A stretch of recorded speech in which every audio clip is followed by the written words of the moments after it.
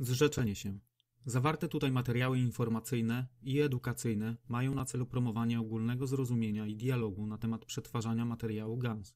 Takie informacje nie mają na celu zastąpienia szkolenia klinicznego, doświadczenia lub oceny lekarza.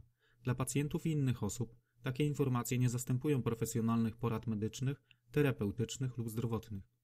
Czytelnicy, widzowie, słuchacze powinni zawsze skonsultować się z lekarzem w przypadku problemów lub wątpliwości medycznych, w tym decyzji dotyczących leków i innych metod leczenia, lub w poważnych przypadkach zwrócić się o natychmiastową pomoc do personelu ratunkowego. Informacje na temat recept, procedur oraz używania urządzeń medycznych powinny być podejmowane wyłącznie przez odpowiednio przeszkolony i certyfikowany personel medyczny. W szczególności zrzekamy się wszelkich gwarancji bezpośrednich lub domyślnych, w tym domyślnych gwarancji przydatności handlowej lub przydatności do określonego celu. Zawarte tutaj informacje są dostarczane takie, jakie są i uważa się, że są dokładne w momencie ich publikacji, ale to zdaniem widza jest ocena dokładności wszelkich informacji zawartych w tej prezentacji. Każdy przedstawiony przypadek bazuje na własnym doświadczeniu stosowania wyłącznie przez siebie oraz na sobie i tyczy się tylko i wyłącznie tego przypadku. Każda osoba mająca problemy zdrowotne powinna zasięgnąć profesjonalnej porady lekarskiej oraz skonsultować przebieg leczenia z lekarzem. Opisane tutaj procesy balansowania plazmą są naturalnymi procesami wspomagającymi organizm, ale nie zastępują porady lekarskiej czy terapii, z których już korzystacie.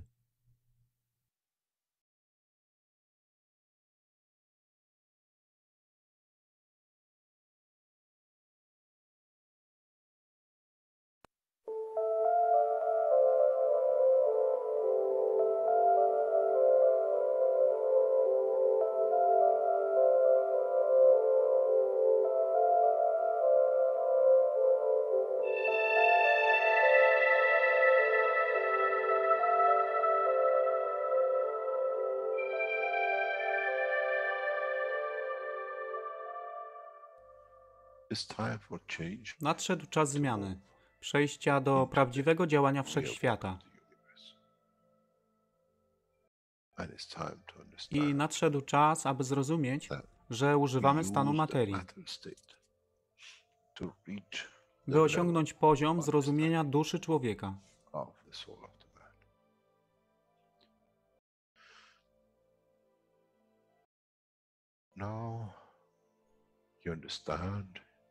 Teraz rozumiesz, być może, dlaczego Kreator wysłał swoich posłańców w imię tego, co miałeś.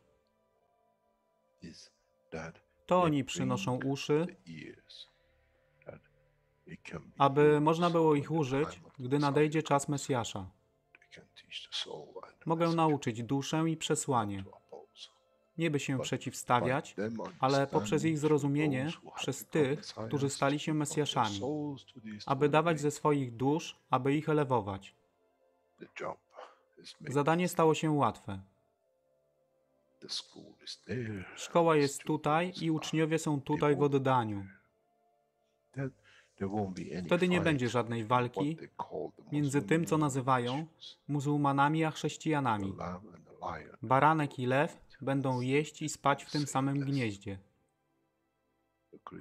Chrześcijanie i muzułmanie będą spać i modlić się w meczecie, w tym samym kościele, w imię ich dusz, nie w imię religii, które są używane do tworzenia tak wielu konfliktów, dla korzyści tych, którzy byli hiperaktywnymi dziećmi.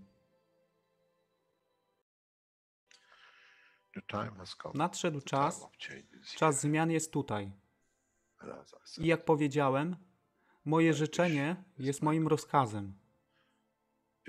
Jeśli pragniesz ujrzeć pokój, droga pokoju jest wyłożona bardzo wyraźnie. To dusza świadomości zbiorowej.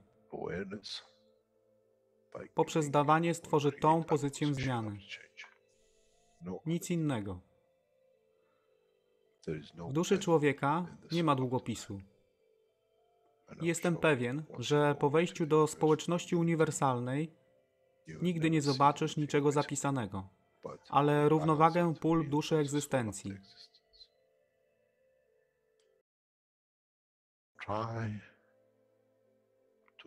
Staraj się być na tyle pokornym, aby nie stać się aroganckim w mocy, którą zrozumiałeś i posiadłeś. Inaczej wpadniesz w tą samą ścieżkę kościoła i meczetu.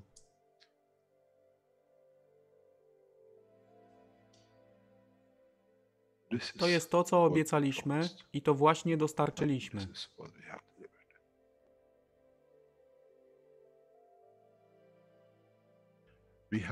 Musimy zrozumieć działanie duszy i musimy zrozumieć, że dusza człowieka jest gwiazdą w kosmosie wszechświata.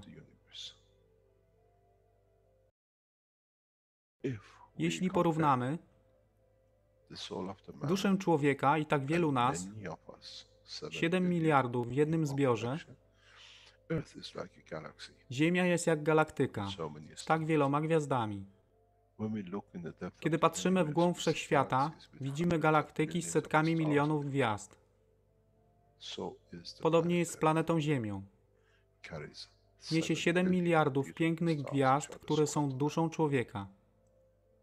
Niesie z sobą duszę tak wielu trylionów zwierząt, roślin i wszystkiego innego. Jeśli więc patrzą ci, którzy nie widzą fizyczności Ziemi i jej zawartości, co widzą? Widzą galaktykę z wielką ilością pięknych, świecących świateł. Każda według swojej siły. Każda zgodnie ze swoją pozycją.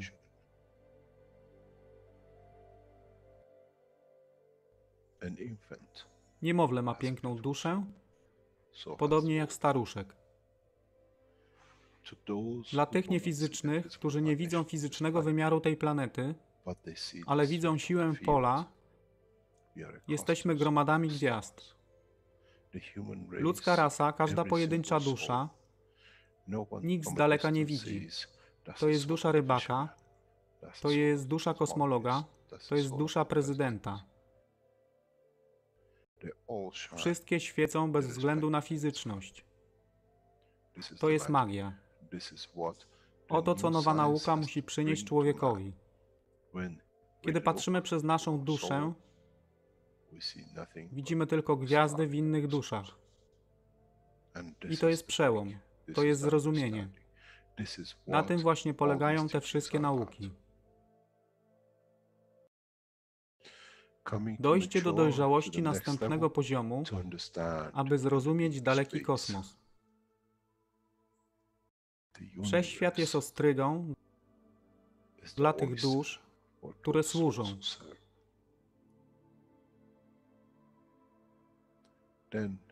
Wtedy człowiek jest gotowy do wejścia w kosmos. Wtedy człowiek jest gotowy, aby stać się częścią uniwersalnej społeczności, która została obiecana. Nigdy nie obiecywałem wam nieba. Zawsze obiecywałem wam elewację człowieka, aby przyłączył się do rodziny. A teraz macie klucz. To wy musicie otworzyć drzwi, aby zrozumieć, że mogę elewować duszę tych ludzi lub milionów innych dusz, że fizyczne życie na tej planecie zmieni się. Wtedy jestem godny bycia częścią społeczności uniwersalnej, by być, aby służyć, aby się rozwijać, by być tam, aby być częścią, że w cyklu życia wszechświata staje się w byciu częścią, staje się częścią totalności.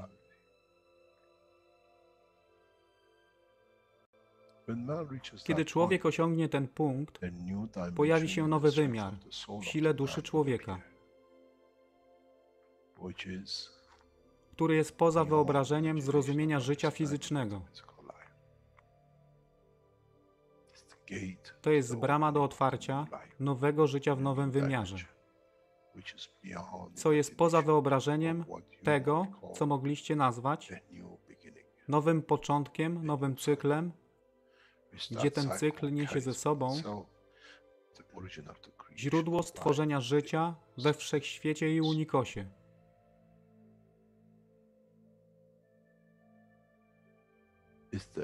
To jest elewacja duszy, aby służyć. Stała się kluczem. Nie tron życia fizycznego.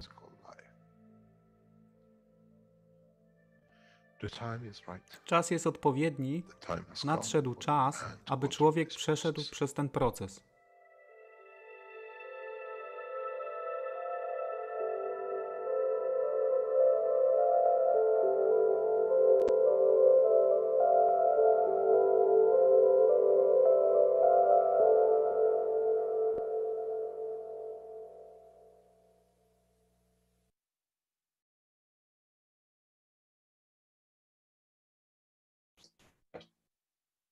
Hello and welcome everyone to the 392nd Knowledge Seekers Workshop here on Thursday, August 5th, 2021. This is a broadcast of the Keshe Foundation Spaceship Institute and part of the Education Department and Public Teachings in English. My name is Rick Crammond. I'll be a host today. As usual in these weekly Knowledge Seekers workshops. And as usual, we have Mr. Keshe of the Keshe Foundation, who will be delivering today's workshop. Hello, Mr. Keshe. Are you ready to go there? Yes, and good morning to you. Good day to you, wherever and whenever you listen to this series of Knowledge Seekers of the Keshe Foundation programs worldwide. We welcome you back to another Knowledge Seekers program, and we try to endeavor to understand a little bit more about our own creation and the creation of the universe. For a long time, we taught about the different stages and different material condition, and now in the past few weeks, we are trying to bring the matter state, plasma state, and what we call the plasma of the soul of the man, to understand how it works within the structure of it. Last week, we expanded more on what was taught initially on the 387 series of teachings, and then on the 390, and then last week we expanded more. This week we're trying to expand more on this subject, plus adding more knowledge in the periphery of the whole technology of the space. We are entering new dimension, we are entering new era in technology development, and a lot of things are happening around the foundation, which allows us to bring these things very much onto focus and onto work. One of the first things we have to go back to and try to understand more will be the use and application of the energy field transfers and the things on those bases. First of all, before we start, we would like to make a couple of comments and announcements as usual. First thing is that we welcome we congratulate and we respect the inauguration of the new Iranian president, His Excellency President Raisi, as the head of Iranian nation, and the support he has received from His Eminence Ayatollah Khamenei of Iran. We have seen a major breakthrough in the process of peace in what we'll see to start, and it's the way Keshe Foundation has been negotiating and in a way advising the Iranian new administration to take the path. And we have seen in the inauguration speech of His Excellency, the new Iranian president, such a path was taken. This opens up the new path for peace. The reason is, if you're not familiar with it, in the past 40 years, every president after president, there was a target of attacking, target of demising other cultures and nations and other things, trying to create a nationalism. For the first time in the inauguration speech of His Excellency, the new president, Iranian president and Iranian leadership have concentrated only on inner strength of the nation and bringing new understanding into the nation. And this is what we ask for. Stop even the war of talks which can create condition of discomfort for the others. And we thank both the Office of His evidence out of Khomeini of Iran and the new president of Iran, that such a line has been taken. And it was one of the speeches which brings only to, in a way, increase the inner strength of the nation within it, to solve the internal problems than blaming the others for it, which is a massive step for a nation which has been on this massive boycott. We will see in the coming weeks the following programs of the Keshe Foundation wishes and many of the Iranians that we will put technology ahead of everything else in the development of the new era. The Iranian negotiations with the 5+1 will take a new shape, and will expand and explain this more as we see it step by step taken forward. As I said, we see the path of peace, and with it we start new teachings, new systems, new technologies will be released to encourage, to create more jobs, not just for the knowledge seekers selling a cup of life or a soap, but major industries in Europe, in America, in Iran, in China will switch to the new technologies. These new technologies are already partially under development and testing in Keshe Foundation laboratories and different groups. For example, what we call plasma transportation, which means what you call teleportation, will be one of the first things that Keshe Foundation on a piece of negotiation will put on the table. In collaboration with different nations, this has to be decided at the first stage, that people from different spots and points on Earth can travel to another. We need to bring new rules and regulations, and it needs to change the 5+1 into a committee that will decide how everything will be done on this point. We are not allowing the 5+1 just to disappear, but we make it as a solitary group to make decisions as the major governments of the world on it become part of it. We see the addition of India and Japan and South Korea to this group will become part of the new era, that in introducing the new, what we call methods of transportation, new rules and regulations are needed, not by the boundaries and governments, but for the safety of the people in using it. In so many ways, as one feeds to another, new technologies will be given to the 5+1 to develop for humanity across this planet. As we said, we keep them so busy with the diversity that the war becomes a thing of the past in vocabulary and the thought of man. And in that way, the new step taken by the Iranian administration opens the next step for peace for us.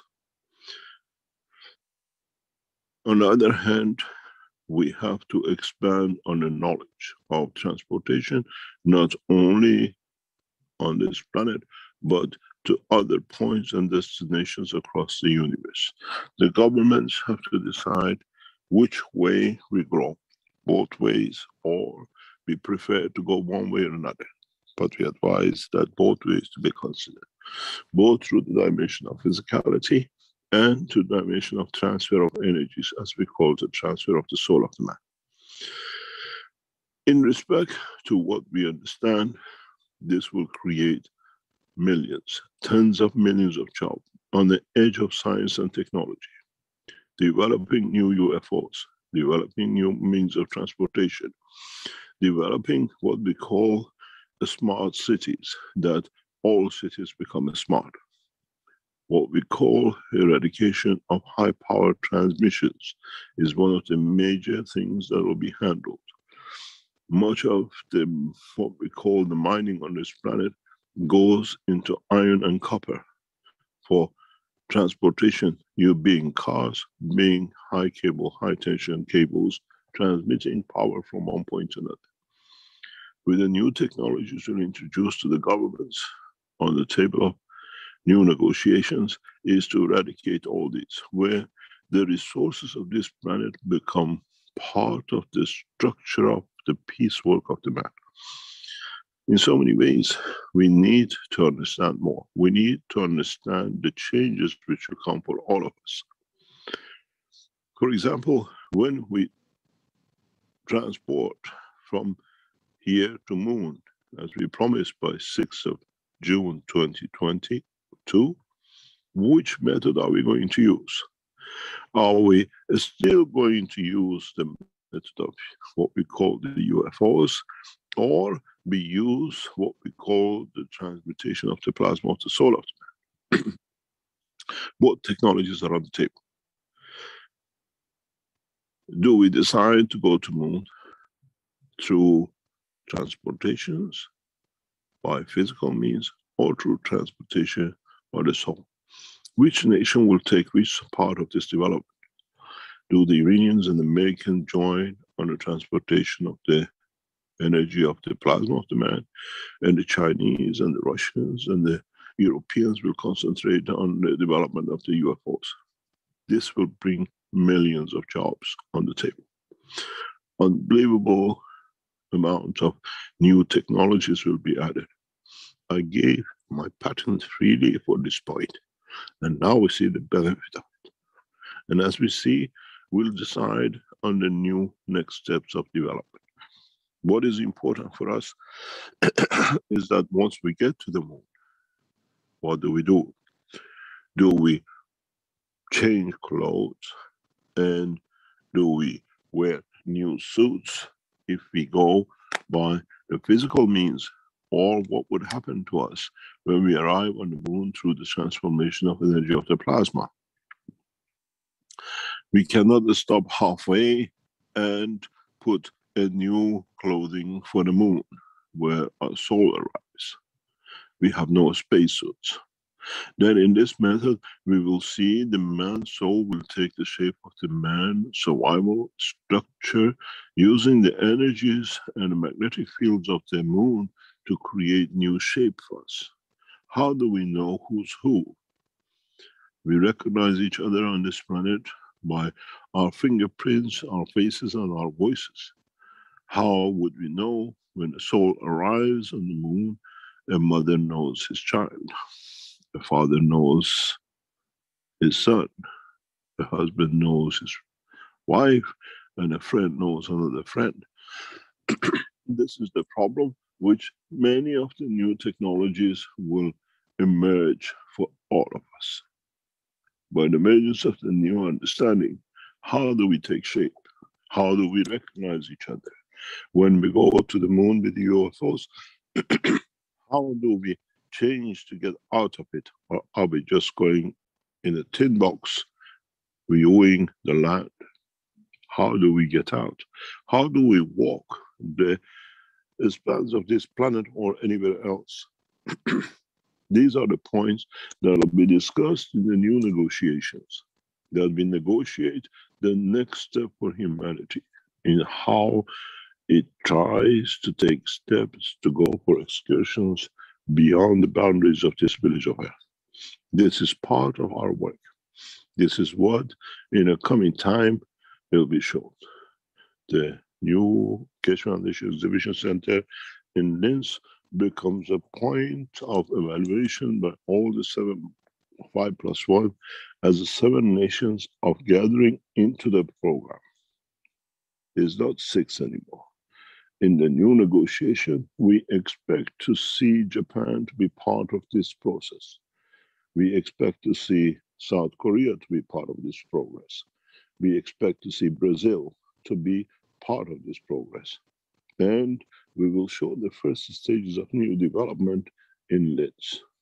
The new enhancement units, the horizontal and the vertical, and transportation, and what you call energy transformers, will be hopefully in different stages of development and presentation to the negotiating teams. They have to see what to come. They have to see what is to be. In so many ways, we might even introduce a new preparation system from the Iranian nuclear physicists on the table of negotiation. Purification to 100% level of plutonium and uranium, which allows us for the conversion of the plasma technology in use in depth of the universe for massive conversion. In so many ways, the new exhibition in Linz become the center point for the future of space technology in what is to come, and what the world leaders have to decide. The point is that a man in Central Africa walking to a system can land in Washington, in Tehran, in Beijing within seconds. And how many of them we would like to see across everywhere? How many of the Americans would like to go and see different conditions and positions in Sahara? How many of us will decide to take excursion to Mars and Moon and other galaxies?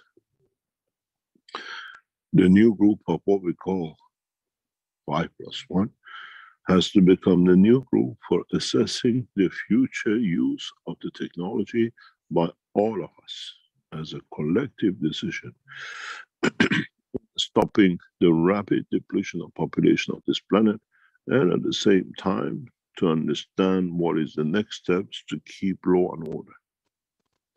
You have to understand, with these means of transportations becoming available, drug trafficking, child trafficking, and everything else becomes in a way hard to control.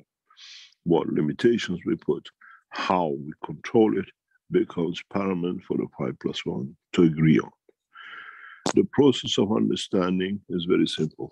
We now access a new technology. The new systems which are slowly being released first to the governments and then to public has to be considered as application and implication. Now that the new Iranian government has come into power, Keshe Foundation, in conjunction with the office of the new president, will introduce new technologies from Iran. New system even has been tested in past 3-4 days, and the result has come out yesterday. And more system will be tested in Iran in coming days, and will come out of the Keshe Foundation Iran in conjunction with the new government. We have lost the shackles of the past administration in Iran, which put hold on all the technology of the Keshe Foundation to become public. In a way, we have become free to show our technology worldwide. We have shown that Corona can be averted, and soon will be shown by the Iranian new administration. We will show the extension of the president of Iran will follow. We received the full green light, and we responded with full green light from the Iranian scientific organization. Going back to the teachings and going back to understanding of what we carried on last time and last weeks, we go back to the cup of universe. We go back to understand how we can change this cup to a system that can create life for us across this planet. The us is not anymore human being. The us is every citizen of this planet. The us is how can we change this cup, the parameters of these cups that can help the ants, can change the understanding and the life of a lion in the jungle, and the life and the what we call existence of the bear in the North Pole and penguin in the South Pole, the trees across Amazon, and all the forests in Siberia. It becomes important for us to move away from looking only what the man needs, but how can we apply this knowledge in this basic form to every living things? How do we elevate the soul of an animal? How do we elevate the soul of a plant? how do we change the condition of life that the plants and the lions would love to travel with us across the universe? Not by us engaging them in a cage, but by them being the willing partners to endeavor to show us how they will look in a new dimension. When we go, we take everything with us, not only the humans, but in that process, not to interrupt and engage, but to take with willingness the passengers of the earth into the passengers of the universe, with all its citizens, the man, the beast, and the plants, and everything else. This cup of universe means survival of every soul across the universe.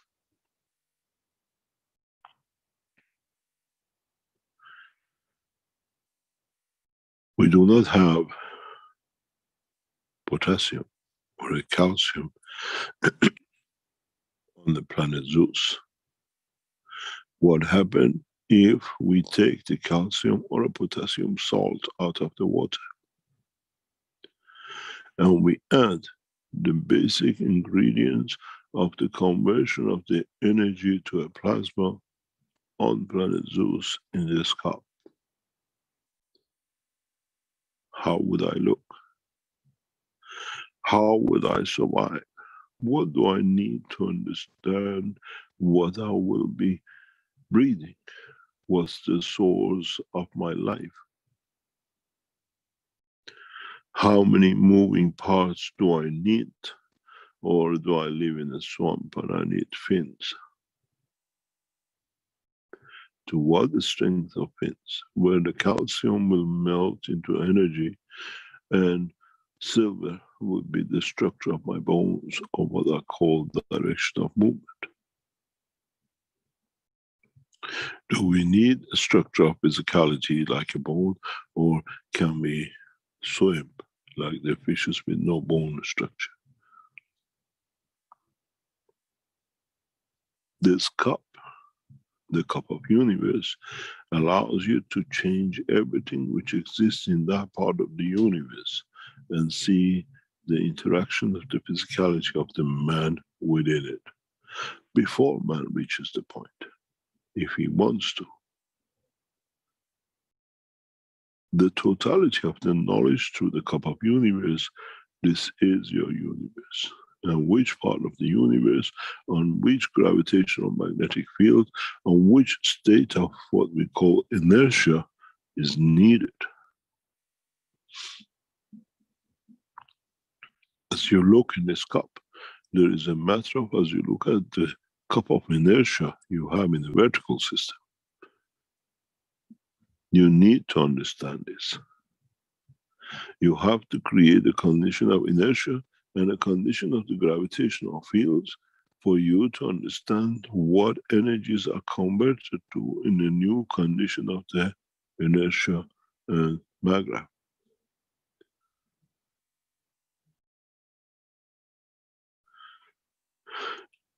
The cup of universe is not only for man, but it's for man to understand his manifestation on the other point in the universe.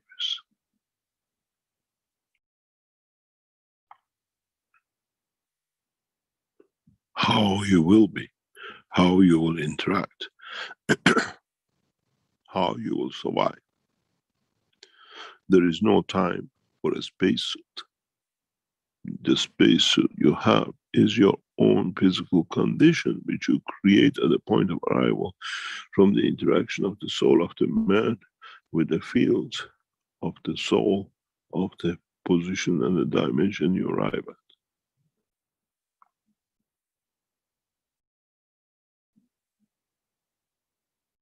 It's not anymore copper. It's not anymore zinc.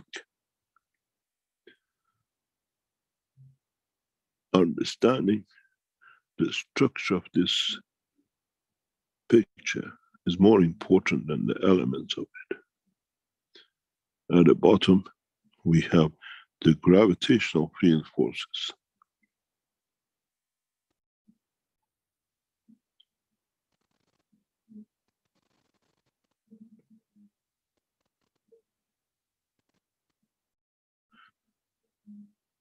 On the interaction of the fields of gravity, then you have to consider the interaction of the fields of inertia.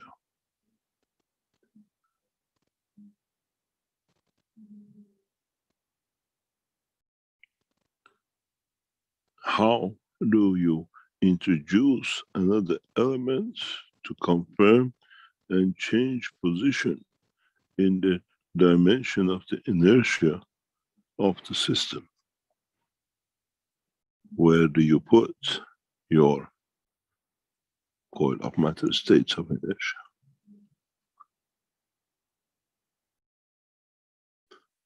Does the coil of what we call the inertia and gravity will create a condition and affect the soul of the man?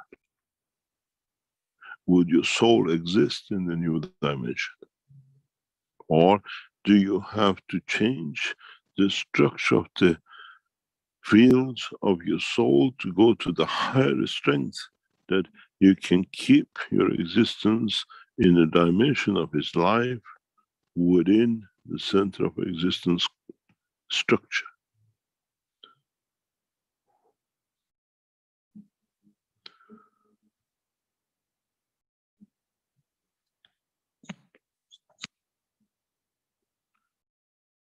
The understanding of the new technology brings a new horizon for many of us.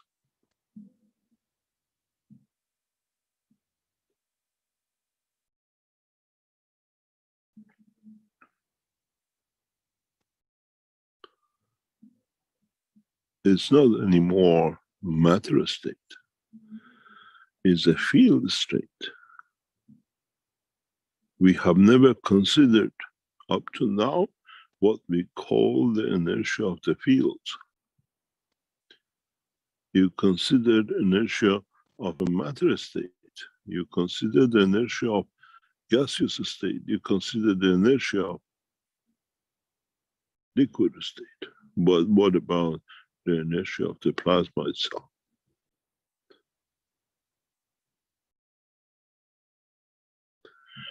These become part of the work that step by step mankind has to learn and to understand. What happened where you have no gaseous condition, you have no liquid state condition, or you have no matter state condition in a position in the universe. You want to meet somewhere between Mars and Moon. You want to meet somewhere between our solar system and another solar system when there is no matter state condition for you to land. But you need to create a condition of the inertia of the plasma.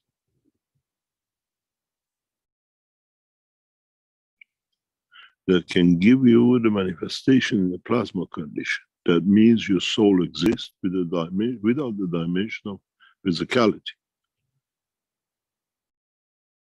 The new transportation system, which will be introduced in coming weeks, will carry such a facet.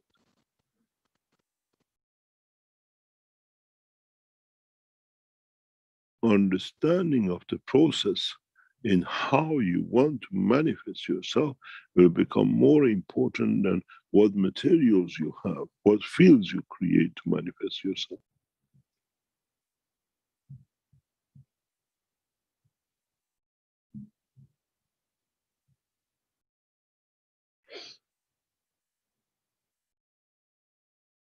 You take the soul and manifest it in dimension of physicality at the point of the observation when you want, and then you move that physicality.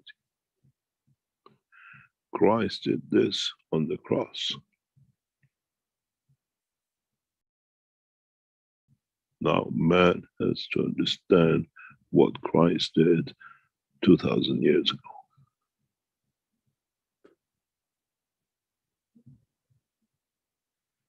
To leave the physical body on the cross, but transfer the soul out, that it will survive, and then take a new physical dimension and leave.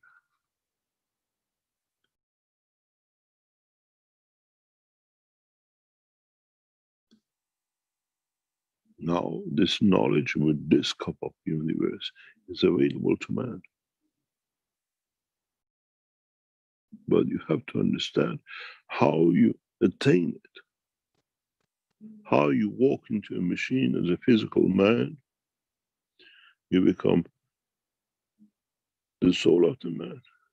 We transmute the soul of the man to a new position in the station, and then that soul takes a new physical dimension. That's why nobody ever recognized who the Christ was.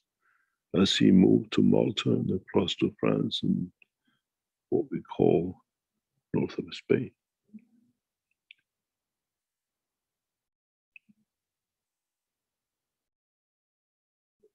This is not a fairy tale. Now we understand the principle of creation.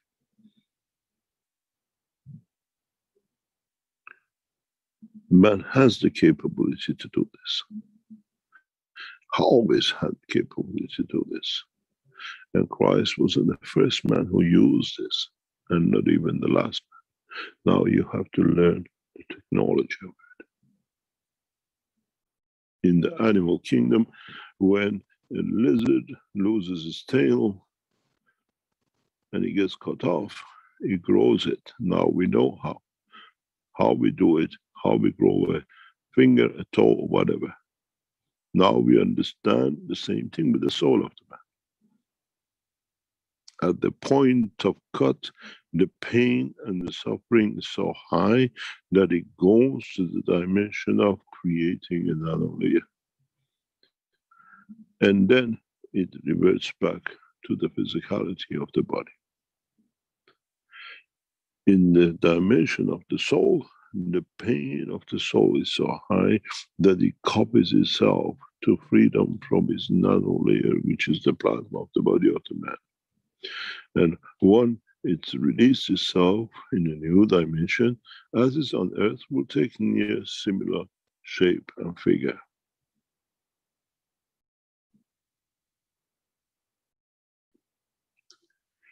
And if you could transfer the soul back to its dimension of physicality, you'll get the same man moving. But if the man decides he wants a slight difference than what it was, you will not recognize the new shape. This is the total understanding of the new knowledge. This is why, as I said to some of the knowledge seekers, nobody can trick you with the new magic in space. You see me now and you don't see me now.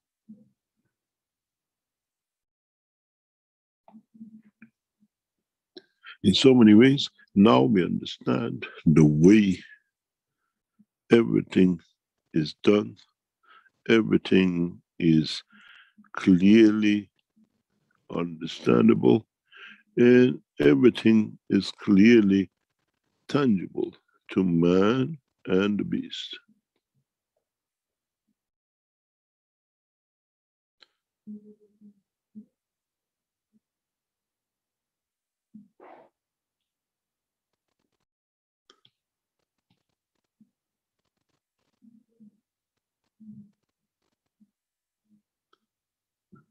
We have grown a toe. Now we can shape the soul.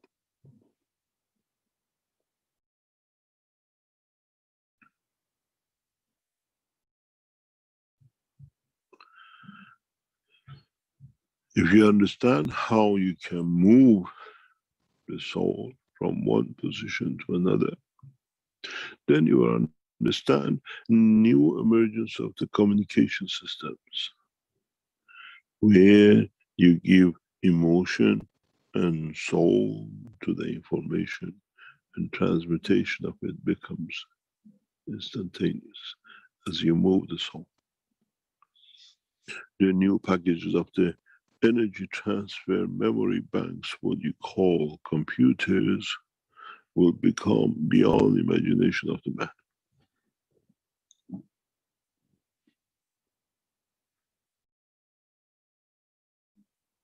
It's you who have to decide what and how you feel this space of the cup of universe.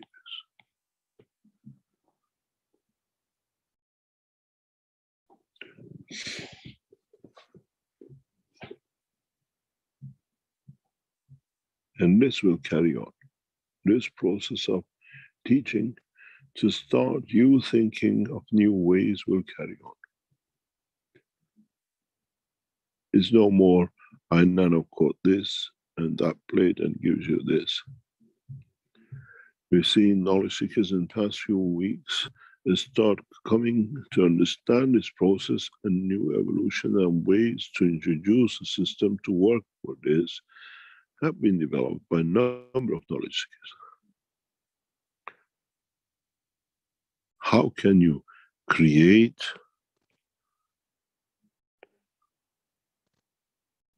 a cup within this cup that by connecting your soul to it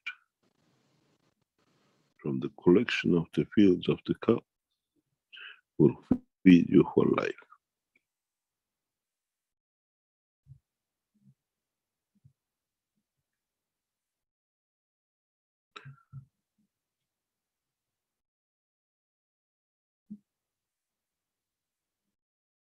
It becomes important for many of you to understand these processes. And don't forget, I go back to what I said originally. To understand the work of this as a whole, the knowledge and the technology will be given to the scientists of different organizations around the world. That they can deliver the new technology.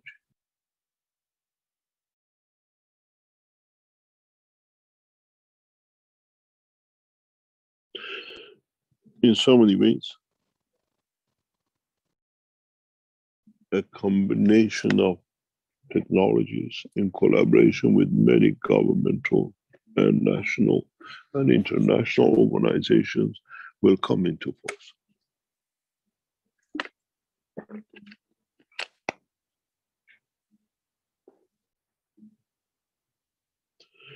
There is a need for this technology to expand rapidly. And with it will come a lot of new insights into work of the universe.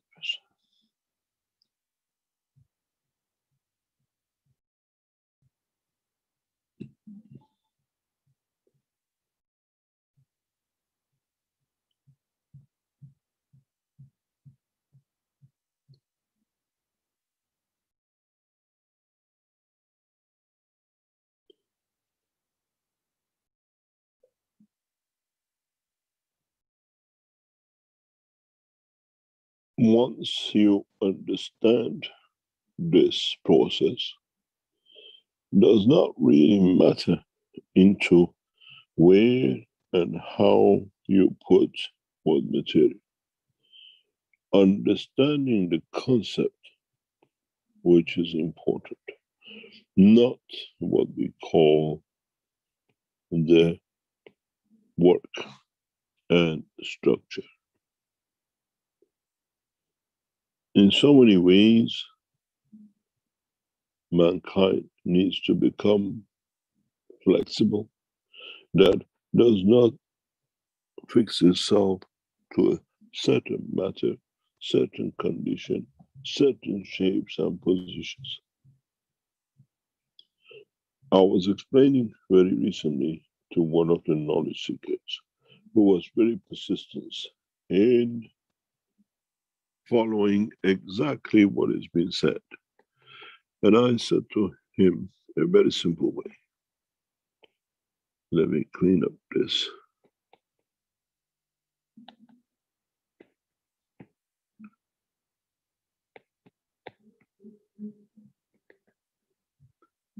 This is what I say when you understand the knowledge, it has a different meaning.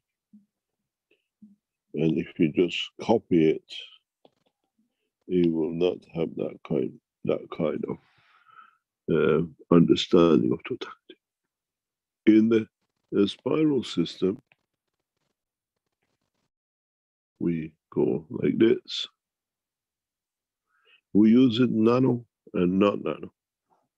What about if I develop a system like this, where you have the interaction of the emotion and the soul with a matter state?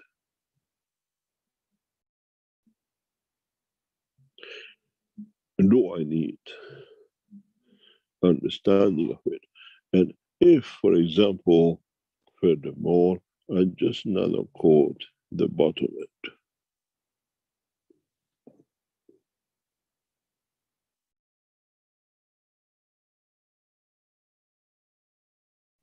what happens if I repeat the same thing in two positions and not in one?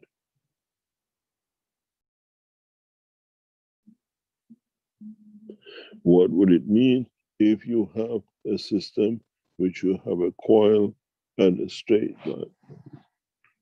Or the reverse of it, when you have a straight line and a coil. And one part is nano-coated and not the other, or the whole lot is nano-coated.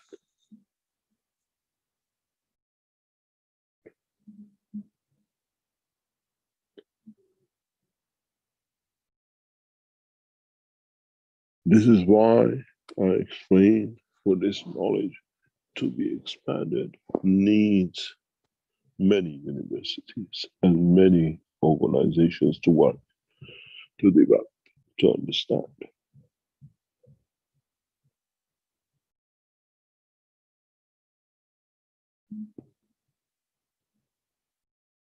Knowledge seekers go step by step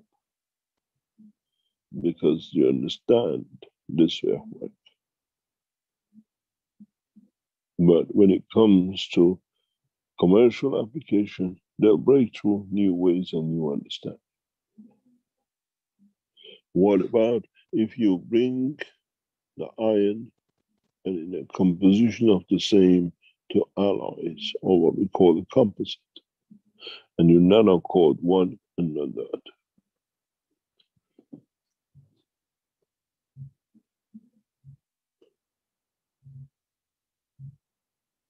With the emergence of technologies where you don't even need to nanocode, but you can decide which part will this behave like a nanocoating material.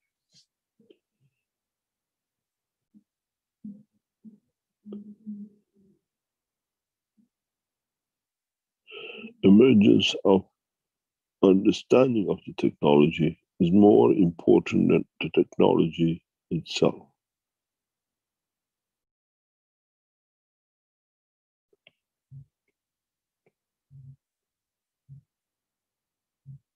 What about having a soul which has matter structure within its own structure? Knowledge seekers have never tried this.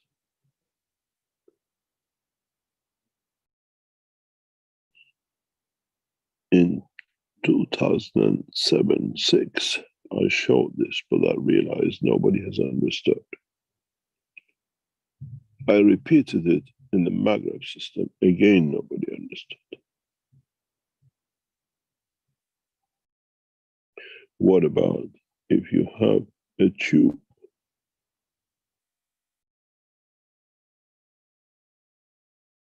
and you have a coil of a tube?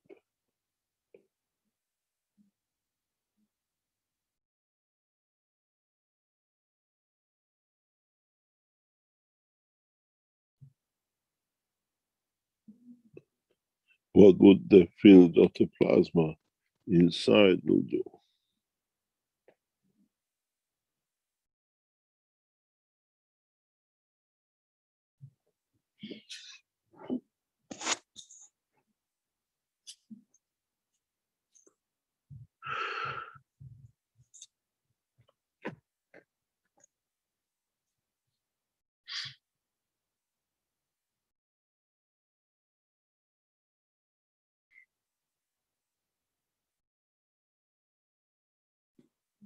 As I've said before, many of the knowledge seekers make magram units and it doesn't work properly. And they blame for everything except their own lack of understanding.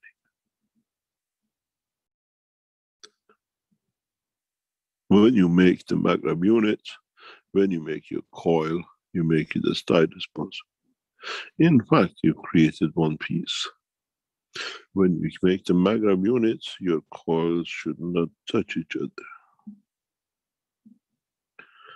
Then you see some people make a better unit than you do, because each one is one piece.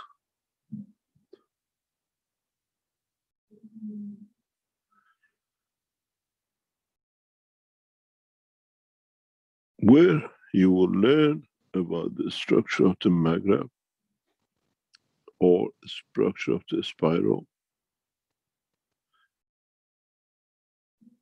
is exactly like your own spine.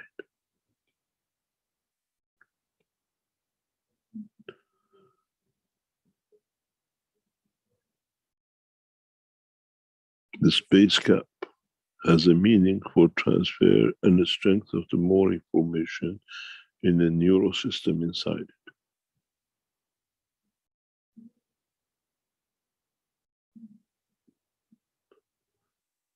When you disturb and you lose the cartilage or the disc, you'll find disturbance in the neural system. Our coil and your spinal block in the back are no different.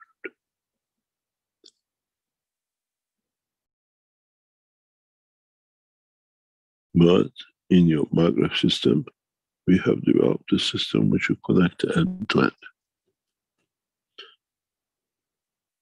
What happened when your discs drop on each other? It's exactly how in your magram system you coil them and push them together.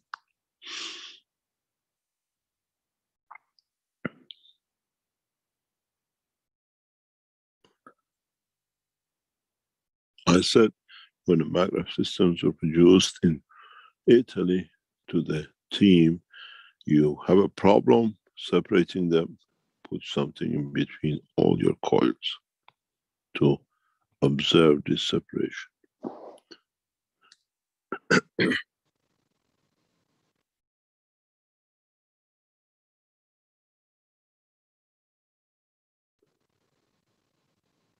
When you push your coils together,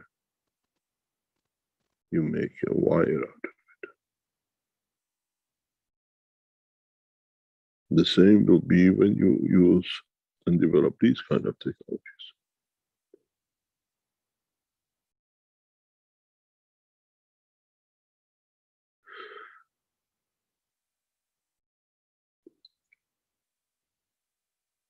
This is one of the reasons why Alex beads work better than the magnets, because of the separation of the beads from each other.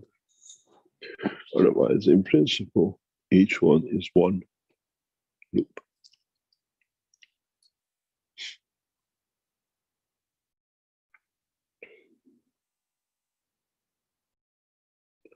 When you make these cup of universe, every detail has to be considered and has to be observed. You cannot just nilly-willy make it because it's there, I do.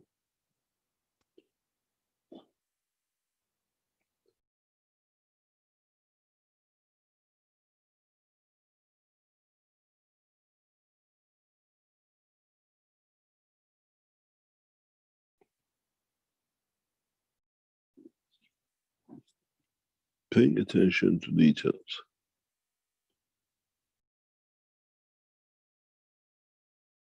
And this is why sometimes some of you cannot replicate what you did before. Because you do not observe what and how you connect or create a connection between.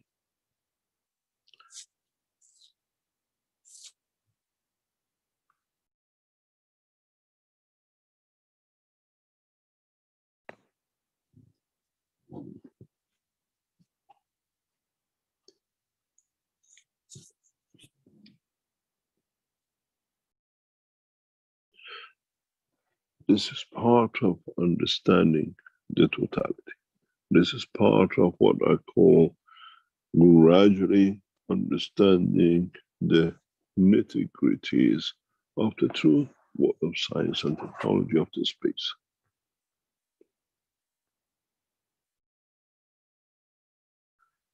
When you, in a way, produce all these systems, which you, without knowing, are transferring so much energy to, is when you do your coils,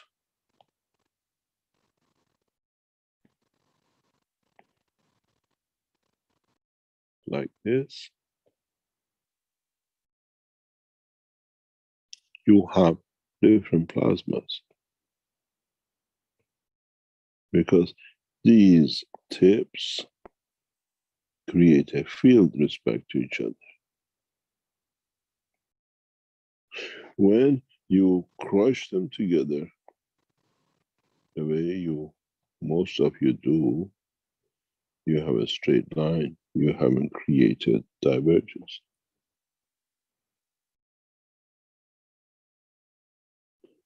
Much weaker field, much stronger field. Multiplication of the strong fields, very little strong fields.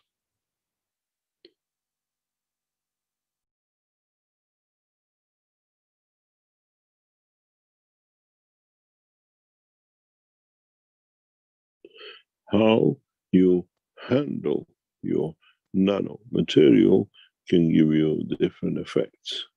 You create different capacitors. In some of my work, if you go back to early works, I show something very, very simple. I show you a piece of nanomaterial and I do a lot of things with it, but you do not see it. I told you, if I catch man in the space, I'll become prophet every time I see a man, because I know the tricks of the game of the universe. For example, in the empty box of universe, I show different points and different parachutes. But if you could understand, or you've seen my work, if this is a parachute, and this is the next parachute, or this is another parachute, because you don't have the knowledge, you would not seen it, you couldn't understand it. I deliberately, by finger or by other ways, I crush the nano layers equally facing each other. To you, it's a nanomaterial. Here, I crush it slightly different, but the same way. Which means this makes connection with this. And this makes connection with this. Oops. God didn't want you to learn this. Now, but we teach you anyway. Then you see the connection between the two. But at the same time, there's a connection with the new dimensions. But to you, it was just only two, what I call parachutes. I'm a master in my work, and I know exactly what I do. You don't see it. And because of these variations, I create a complex field flow and current flow.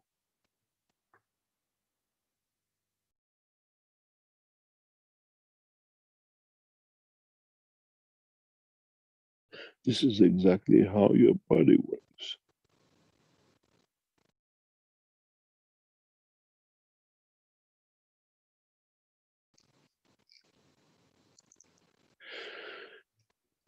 If you go back to some of the parachutes, you'll feel a slightly different sharpness and a smoothness because I rub them so much that they behave like graphite. In some of the work, some of the parachutes I use the hot glue to filter and create only what I want as a CH3.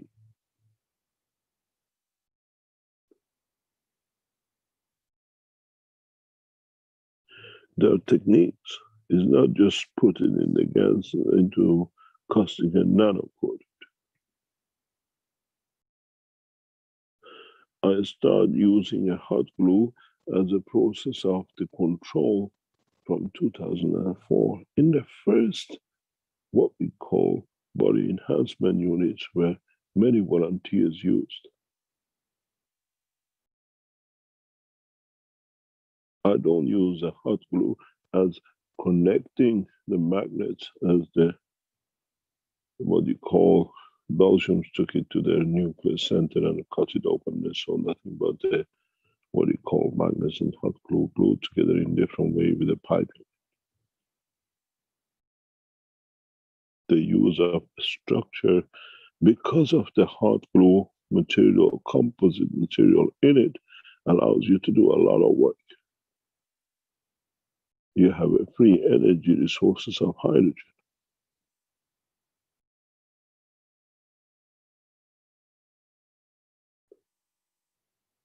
I started using this in 1996, 97, in the expansion of the field.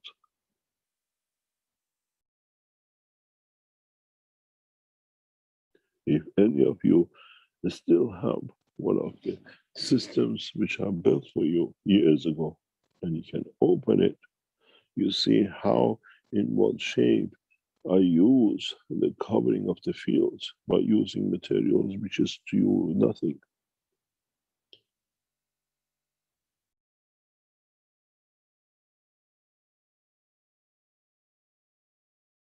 The heating, the extent of heating, you see yellow colors and clear colors.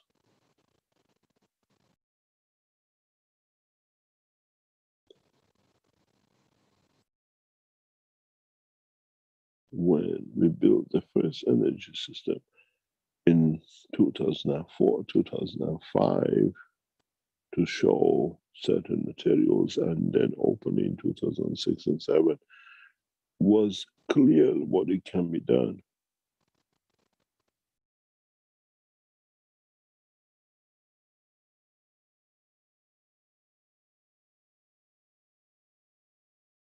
It is understanding the science, and then you play with it.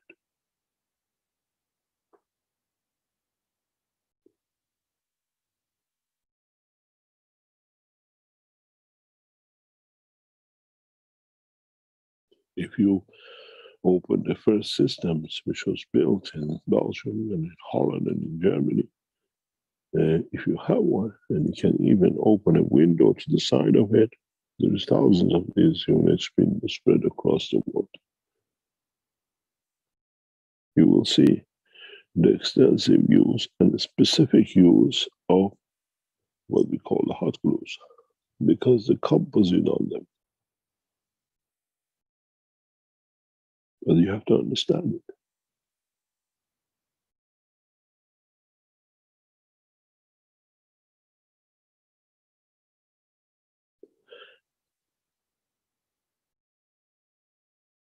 It is understanding the presence of and release of energies which will play in your universal unit, in universal cups.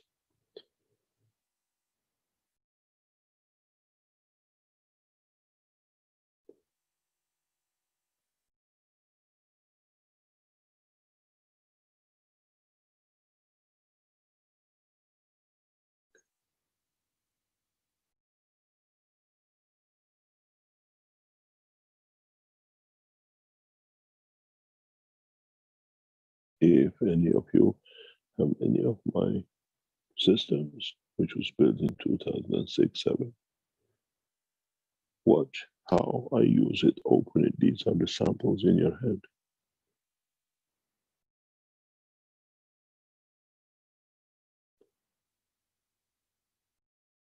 Because the composition of the material and the heat you apply to it gives you different strength, different combination.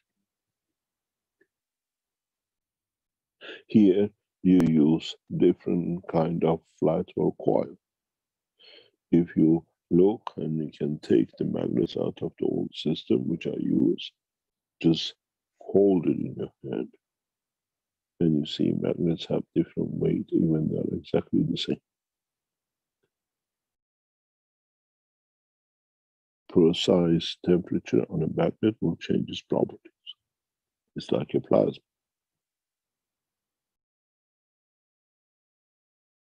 You have to understand the knowledge.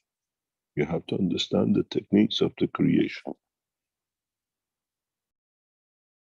It's not just by doing it, just because it does. We saw an idiot from America coming up with all these piling of the, what do you call, glues, and claiming, I taught Mr. Keshe how to use it. In 2015, 16. The hot glues are used by Keshe and Nisha from 2004 to 2005. They saw it and they copied it. But now you can open the boxes and you'll see.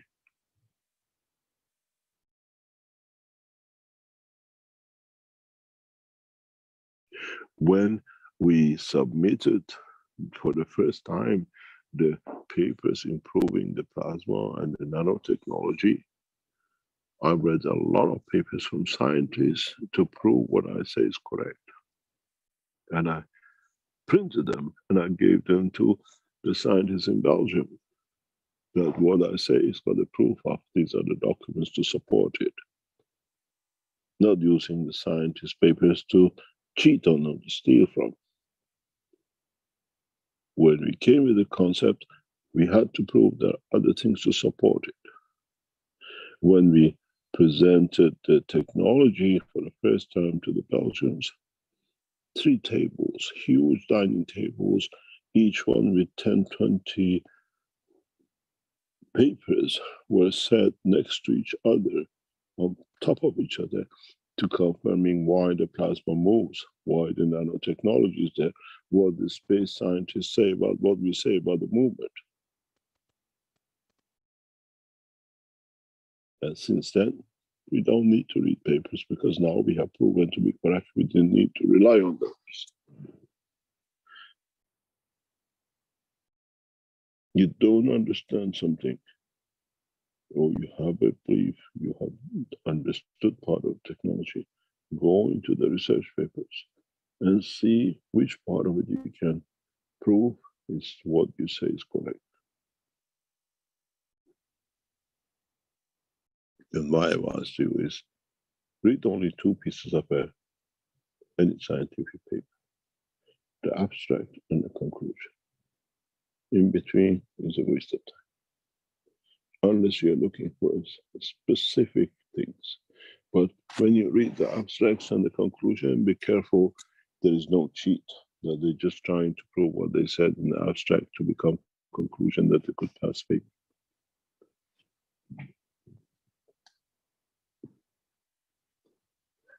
I read hundreds of papers to prove step by step, and printed it and copied it.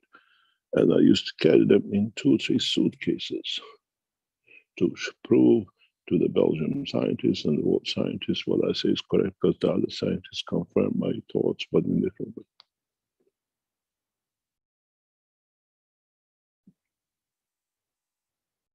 You have to be able now, with the knowledge you have, to manipulate the fields. But understand that you understand the manipulation in a different way that the present science does. You understand it in a plasma condition, in a freedom of detachment of tangibility.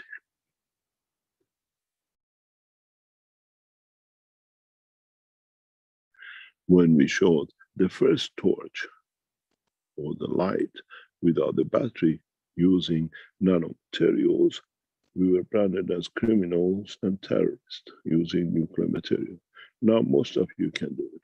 So you all became terrorists.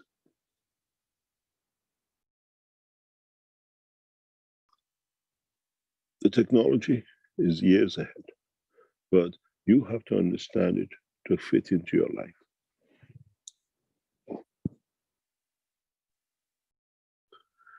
How you can manipulate, use different structures in that it gives you new understanding.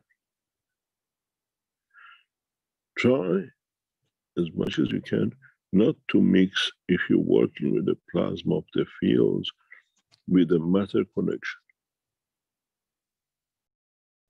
If you're connecting a nano-coated to another nano-coated, use a nano-coated wire. If you're connecting matter to matter, connect matter state.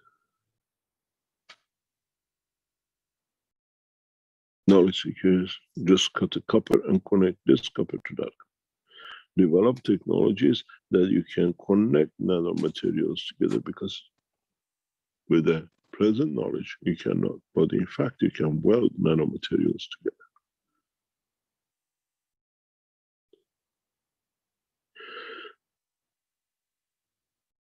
Then you see how the system works.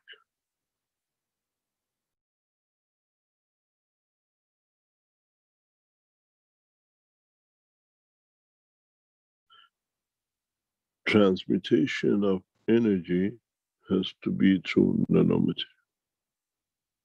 Transportation of energy in the matter state has to be through matter material.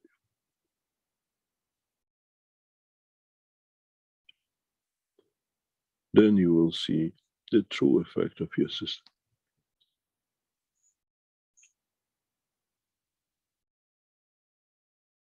And if you make a mistake, you will see your matter state material will be nano-coating itself to correct your mistake, if the power motion is in the right direction.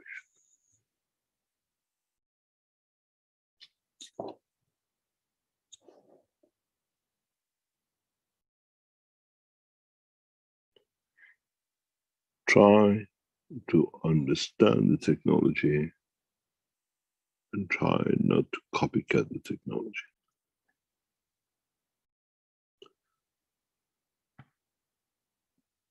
We go for a break and we come back to answer any questions as usual. Thank you very much, Rick.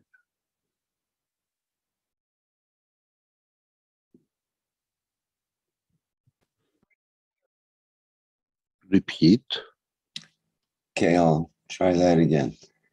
If our bodies are the perfect mag-grab systems, why are we not being taught how to use our bodies in conjunction with our emotions to get the desired results?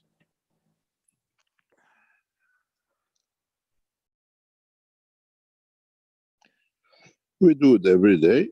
We do it short term or long term, but we never want to confirm it. We get a breast cancer because of the emotion of the mother. We get prostate cancer because emotion of the child. We get joy and happiness and laugh because of our emotion of understanding something suits us. We do it all the time. It's just that how we see it. If you bring the emotion of the hunger into the fields emotion of the universe, you'll be fed by the universe. You don't need to eat. But how do you do that? You have to learn.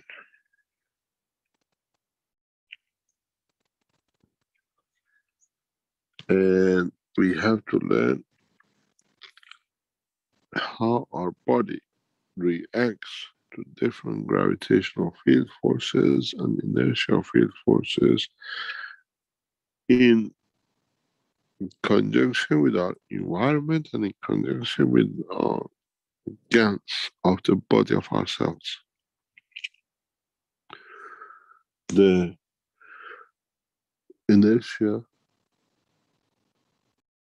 of the matter state creates a matter, which is on this planet, reference point of around 54 to 56, what we call 58 even, what we call iron. In the liquid state is between 14 and 18, which is around oxygen. In the gaseous level, we work around about 14 to 12.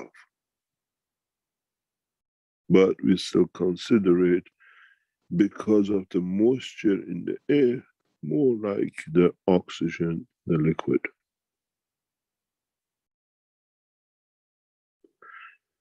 And if we can create such a non-inertia or just below inertia level conversion to matter state, we can absorb every energy we need from the environment of our planet.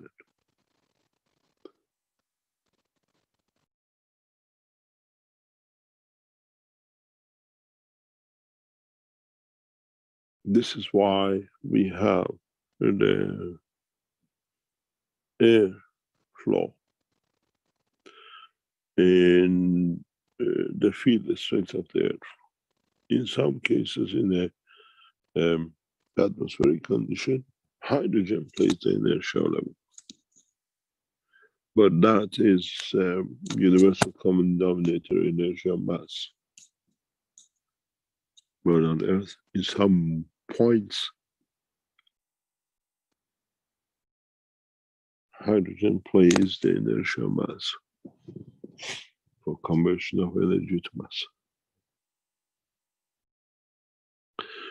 And then you have to understand what is the strength of your emotion, what's the common denominator of emotion of the matter.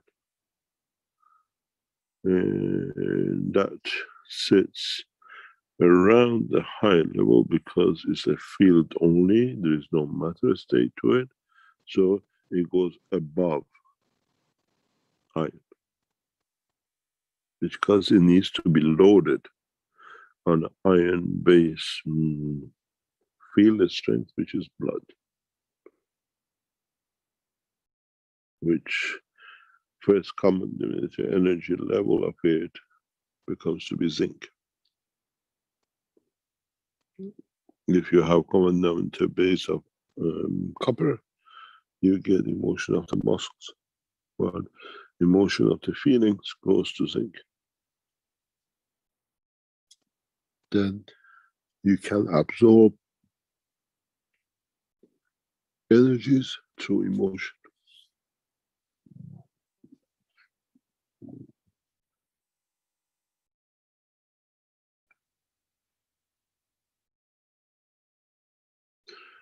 Any other question? Okay, thank you, Mr. Keshe. There's a question in the Q&A from Salamia, who asks, what is the fundamental difference between inertia and gravity, taking into consideration that the inertia of the environment is the soul of God, the creator. Thank you.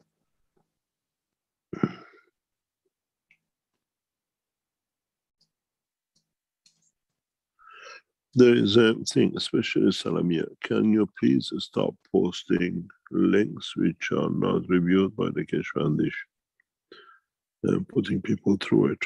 Do not post links which are not reviewed by the Keshe Foundation, because they can bring our website down or other legal matters. We block people who start doing this because we do not need this kind of inputs on the Keshe Foundation background, please. The difference between gravity and inertia is a lot. The gravity we know is the gravitational field of the Earth, because we are connected through it through our amino acid. The gravitational field forces of solar system man has not understood yet. Then we have the gravitational field forces of the galaxy. Is different than what we think is once the man starts understanding this knowledge. And it has an order of magnitude to the speed of what we call universal field forces. And in order of magnitude is thousands of times larger than the speed of light. So when you speak about gravity, you have to indicate the periphery, where gravity of the position. And then the inertia comes into position in respect to that gravity, where the field forces allow the conversion of the energy to matter state. If you understand the work of the inertia and understand how it applies, then you will understand how you can move from energy to mass and the mass to energy. It's a two-legged bird, I call it.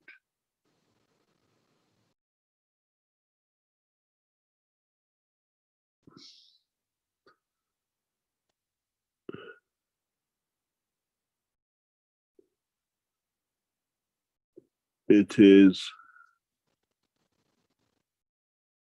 part of the structure of the understanding between different dimensions.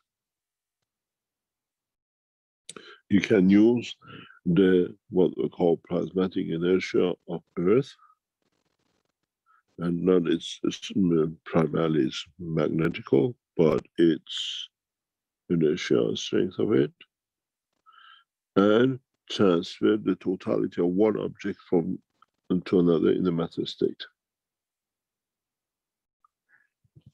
In the coming time, in what we call transmutation systems of the plasma, we will teach this.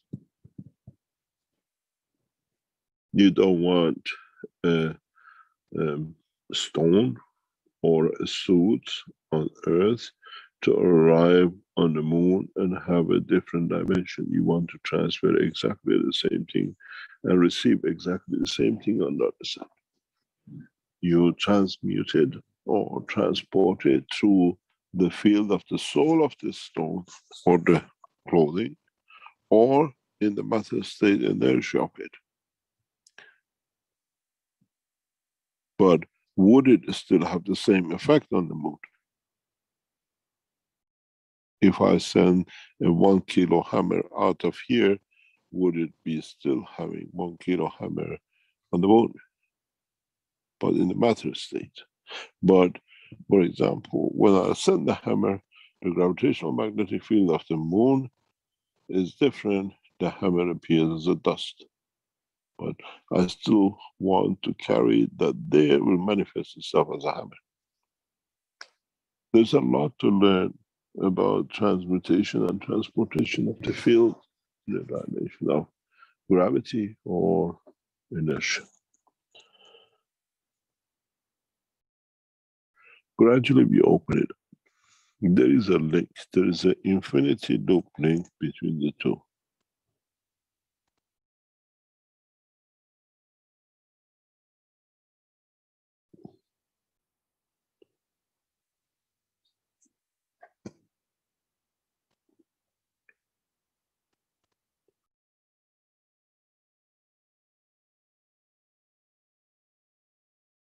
I hope I made it very clear.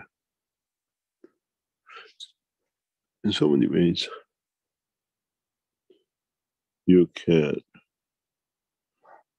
do in the future, processes will teach you how.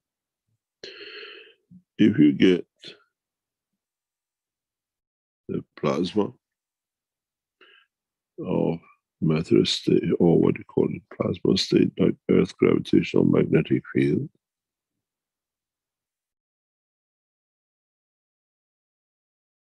and then you get the inertia and or what I call gravitational magnetic field of the inertia of the entity. There is somewhere in a strength field which you can match these and convert one or connect one into that. And then you can convert the inertia into the parameters of a higher level, what I call orders into manifestation of the field transfer energy.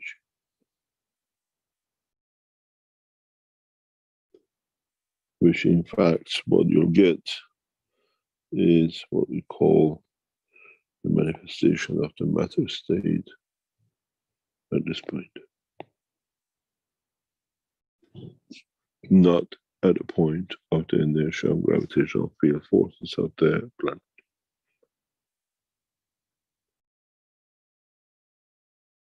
If you can lock this, you can manifest it anywhere, because you can imprint it at any point, just add it on.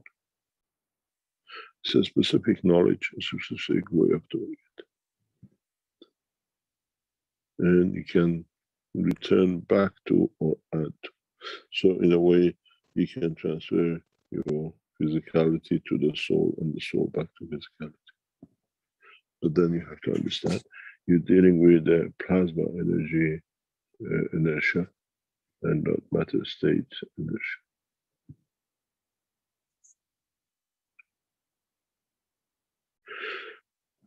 Any other question?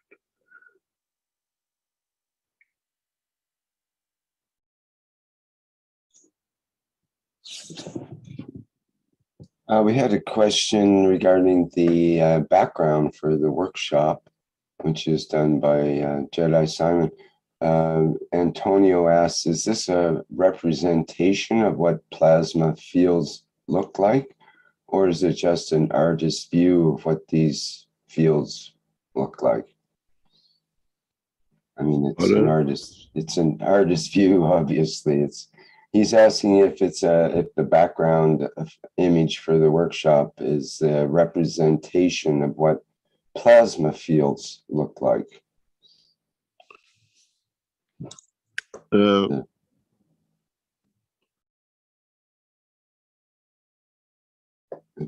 a way, you have to look at it three-dimensionally.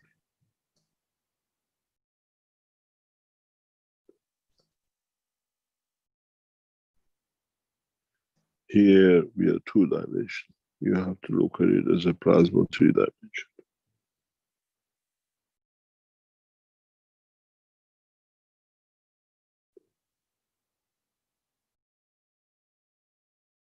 This is a very crude way. Hopefully, the educational tools in the coming time will be three-dimensional, and then we can show it in real time.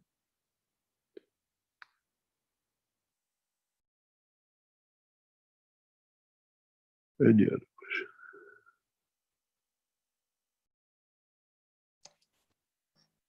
Okay, there's a question from Jefferson in the Q&A. It says, "Good morning, Mr. Keshe. It's a pleasure and an honor to be here with you. I'd like to congratulate you on your birthday and wish you a long and successful life. My question is, you told us that human beings do not have the technology to contain the virus and that the universal community would not interfere unless human leaders asked. I would like to know if we, the knowledge seekers, can be considered as a leadership on this planet, and if we can request this help from the universal community. If that is possible, I would like to ask for this help on behalf of all knowledge seekers and inhabitants of this planet. Thank you very much, Mr. Keshe." Thank you very much, first of all, for everything else. The understanding of the use of technology for viruses has to be implemented by the governments. Because it is what we call dynamic energy fields, which crosses boundaries and nationalities, or whatever you want to call it. And the technology has to be in line with the common acceptance of the people and what are called at this moment governments. And we soon will reach that point. But essentially, knowledge seekers have the knowledge to protect themselves from viruses. You have enough knowledge.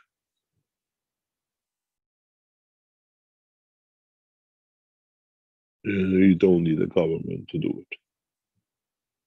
Knowledge is given to you freely, and is in the hand of knowledge seekers. We don't need now to make the knowledge seekers new leaders, and then we get all the shambles of what we have with elected leaders. You can only lead your own soul and your own physical dimension, and that's all it is. You are a king of your own castle. The rest of the world does not need to have a kingship.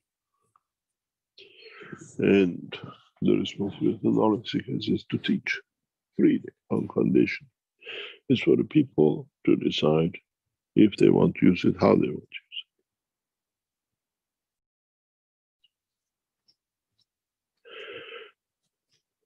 it. Any other question? It seems like, in a way, that we don't have to wait for the universal community to deliver this knowledge, because we've already gotten it through you. Thank you very much. So we all have the knowledge. Now we can use it the way we want. We don't have a patent office in the universe. We don't have a copyright.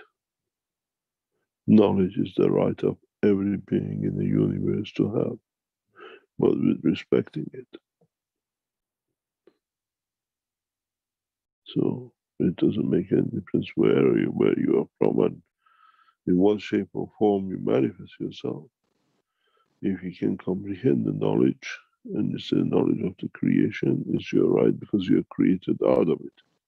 You cannot patent something which you already have. And now maybe you understand why the pattern doesn't exist in the universe.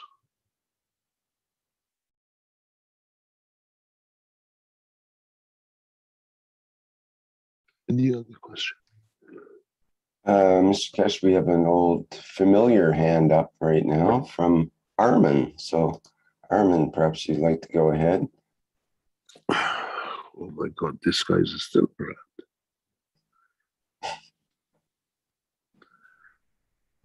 Hello, Is Armin. he awake? I think he pressed the wrong button. Oh, he's awake. I hear a voice. Hear a voice. How are you, Mr. Keshe? Good morning, Armanjan. How are you? Oh, doing good. I have one question. When you nanocoat all the materials, can you nanocoat them together? What do you mean, all the materials? Say zinc, copper, iron. Yep.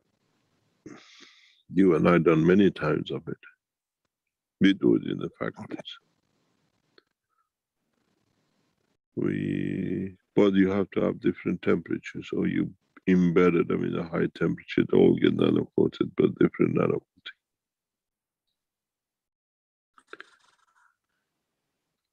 And one more thing, when you... Yeah. Okay, go ahead. Carry on.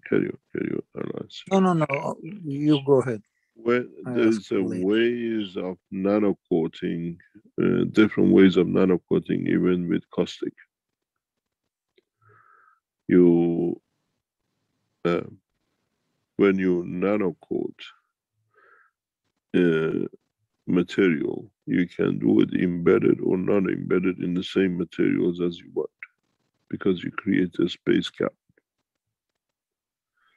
If you take a copper, nano-coat it, and embed it in the dust of iron, you create a different nano layer than if you leave it to be nano-coated in free space. And these are used for different applications in different part of the industrial use. Carry on out. When you put two nano-coating materials, zinc and copper together, so in the middle, and you create a condition of carbon, correct? Carbon-14. You create a carbon with the emotion, but single emotion.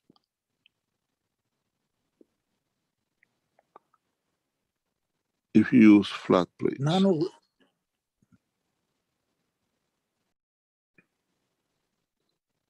But nanomaterial is a carbon itself. Yes, but a carbon has a carbon energy. But there's a difference between a carbon and a carbon with emotion. Or different strength of. Explain that. It's like you have two dead bodies and two bodies which are alive. The two dead bodies are just a metal condition.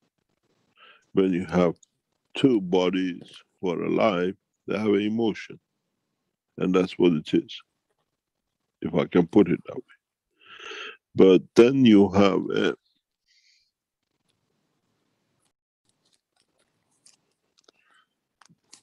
I'm gonna go on this, because then Ahmad, somebody loves you. He says, what a blessing to hear Ahmad's voice. Oh, Doug McDonald. If you nano-coat two plates here, yeah?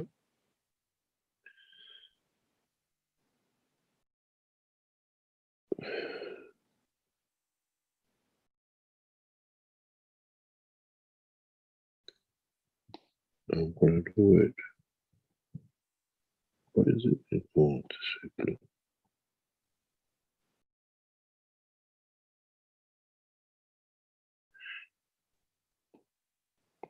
If you nano-coat the material, when you have two matter, you just feel the strength of the matter. We still have a carbon residual field strength, but the matter stayed very weak.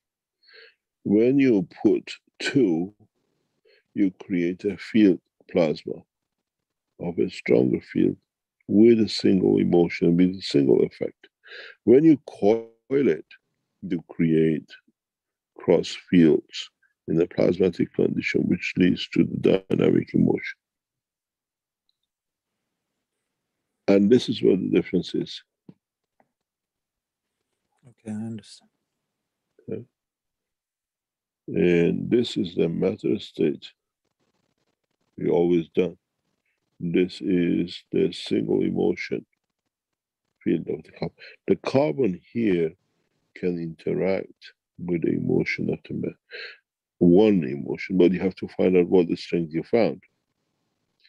But when you do a composite coils and that are coated in the shape of two, these fields, you see, this is the emotion of the man with the physicality of the man. The being coming from planet Zeus has a different material combination. Now, Yes, of course, it's understandable. it's a different emotion for him.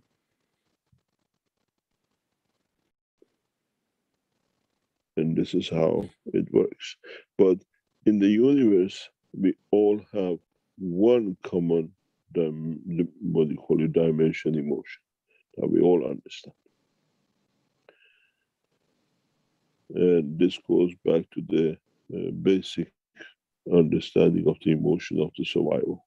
Laughter, joy, happy, not happy, and the rest of it.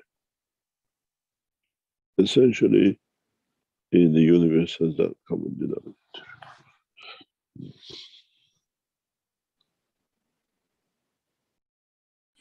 Mr. Keshe, you always explained that life exists on this planet between copper and zinc. Yeah. So iron is become Iron is the connection of the holding of the man to this, to this planet. And when you say composite, what? When you say composite, you have two composite spirals on a side, which is iron and zinc. Yeah. So the cup and the iron inside locks it to the presentation of the earth.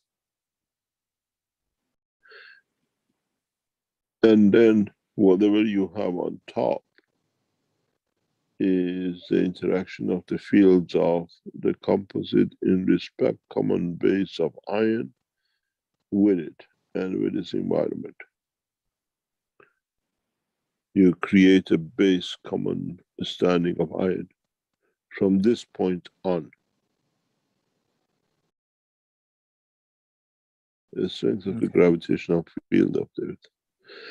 None of the knowledge seekers, as far as I know, has ever tried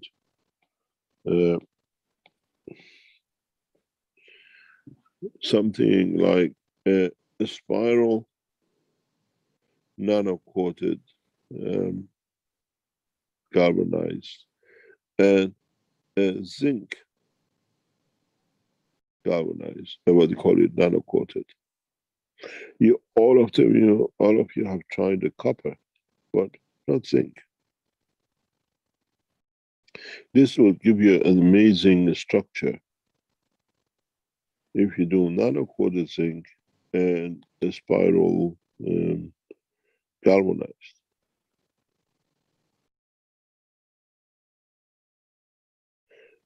Many of you, when you make this, you feel emotional.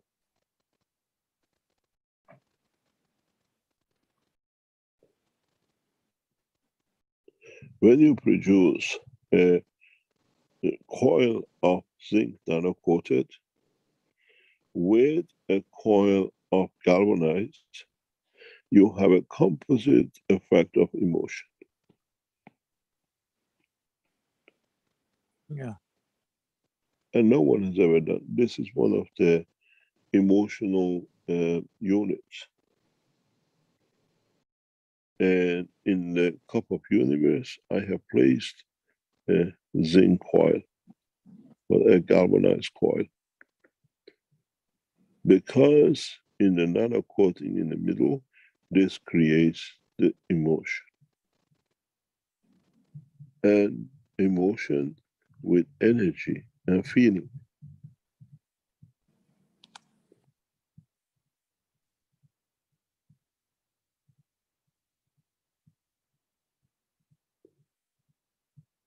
None of you have ever done this. And that's why I say the cup of the universe carries the emotion of the man.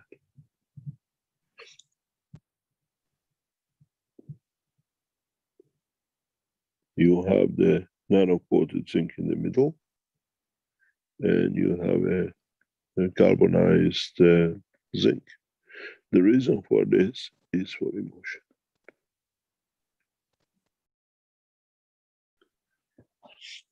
Thank you, Mr. Thank One you, more Mr. question. Yes. How many times have you spoken to Jalal? He comes with 2 questions, now you go with 4. Come on, carry on. Can you collaborate a little bit on salts? Because the salts On what? we use is salts. Salts. We always use sea salt.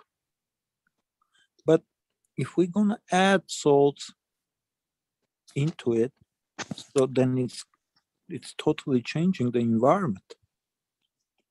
Yes. But then if we want to change different environments, so what we do? I know we have to add a drop or 2, but still, if you want to change it back, so you can't because you already mixed it in the water. What do you mean by that? Huh? Let's say if you want to add little bit potassium, then you want to change calcium, add, then you want to totally change magnesium, but you already added into the water, so you have to, how are you going to change it different ways? You change your water. Mm-hmm. Drain it. Change the water? You change the water or add to it and see what it does. Because there is something you have to monitor. What percentage you put. Every time you add a salt, even of the same thing as you change the salinity, when you add another salt, it's not this anymore. It's a new salinity. And what does salinity does in respect to the nano and the materials you have inside?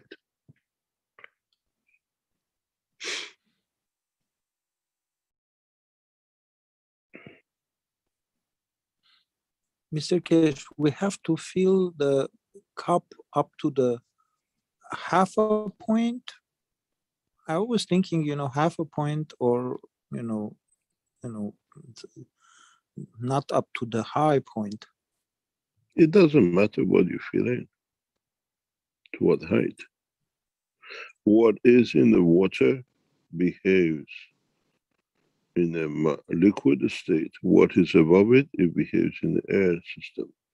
Still you have, That's what I want to. still you have a nano coating of the 2 and a plate of the 2. What you see here is the reaction of the liquid state between the 2. What you get here is the reaction of the atmosphere, what you call, but nano-coated atmosphere. Yeah, but that's why we create amino acid here. Is the inertia of the gaseous part. Here is the inertia of the liquid part. That level.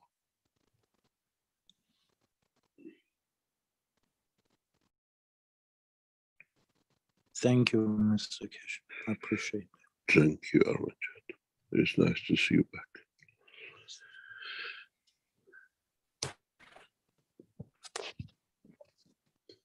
Any other question? Yes, we have Ed with the hand up here. Thank we you, have Armin. somebody, there is somebody is written in one of the chats is Palestine Constantine. He says, why do you say no one tried, didn't? Maybe I should show you pictures from 3 years ago. You should have discussed it, but did you knew it creates an emotion? You tried it, but what did you get out of it? Did you understand you could do it?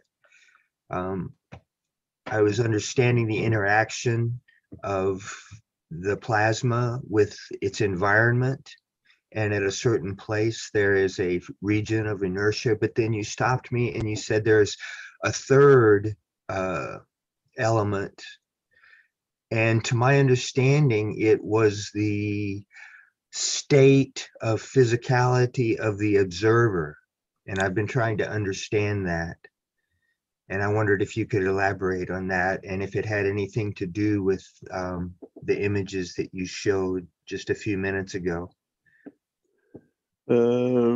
What we understand is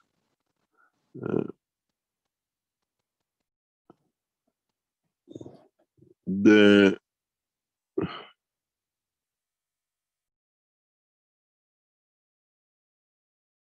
process of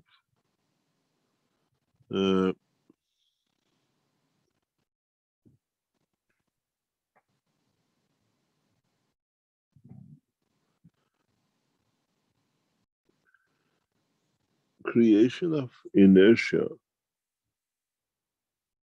is, as we said before, or put it this way, inertia is the process of manifestation of tangibility. Up to now, we know, man thinks one thing, and that's the inertia which creates, for example, let's say copper, or we see zinc. We can have a composite inertia. And again, if the composite inertia has part of its strength in a plasma inertia and part of its linked, let's say, to zinc, to the matter state of it, or to a gaseous state inertia or a liquid state inertia, we see the manifestation of the matter state which is observed by us plus some field effects. We know this with magnets because we see the magnet, which is the physical, and then we see the field effect of its plasma inertia, which is the transformation and transportation of its fields, because we can feel it against another iron or metal or whatever, and we see it pulls together or it attacks to it or sticks to it. Inertia, what we call magnetic fields, like we say the gravitational field of the Earth, is a composite inertia. Is the inertia of the matter state and inertia of plasma state. And this property exists with all and most of the elements in given conditions. If I can put it in another way, is that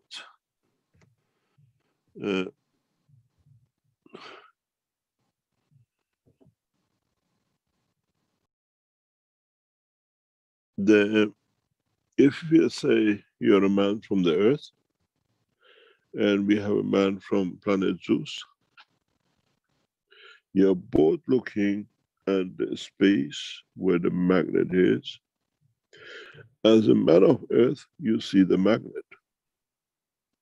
As a man of the planet Zeus, I see the field, but I don't see the magnet.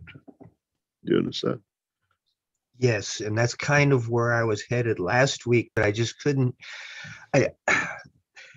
The reason I want to understand this is because I feel if I understand it, I can learn how to control it, or we as humanity can learn how to experience and control it. And so I don't see the practicality yet of that difference. I understand there's a difference in our perception of physicality from being here on Earth or being in the physical nature of planet Zeus. But how does that enter into our experience of creating the inertial fields here?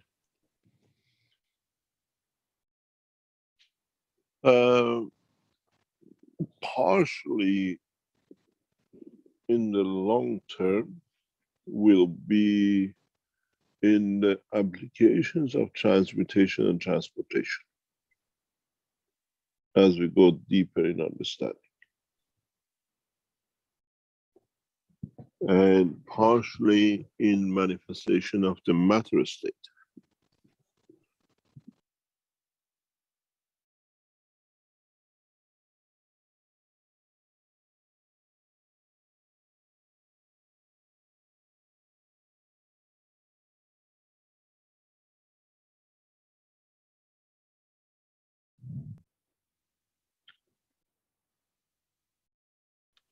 Okay. It What is, about this? It is when mankind will learn more and more as we go through the transmutation of fields to transmutation of elements, which is another state of fields, but of the lower strength.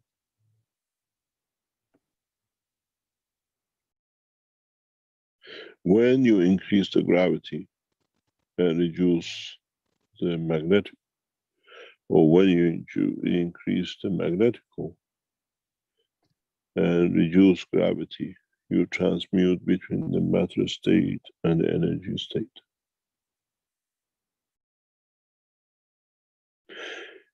It's very much like a transformer. But this transformer has a specific characteristic.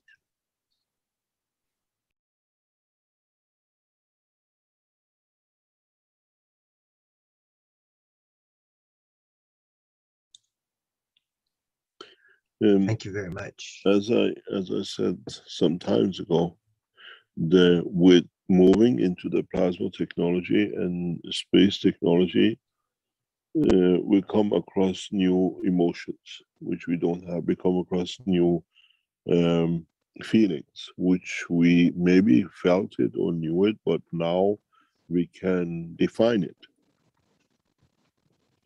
because now our knowledge has increased. As I've said in other teachings, the dimension of the emotion of the man is not just happiness, sadness, and the rest. There are hundreds and thousands of different emotions that does not exist in the dimension of physicality. But once you move into the dimension of the fields, as an energy fields, as a plasma fields, we have to explain, I feel something, but I don't know how to put it. And these are emotions of the plasma. These are the emotions of the universe. And gradually we'll define them.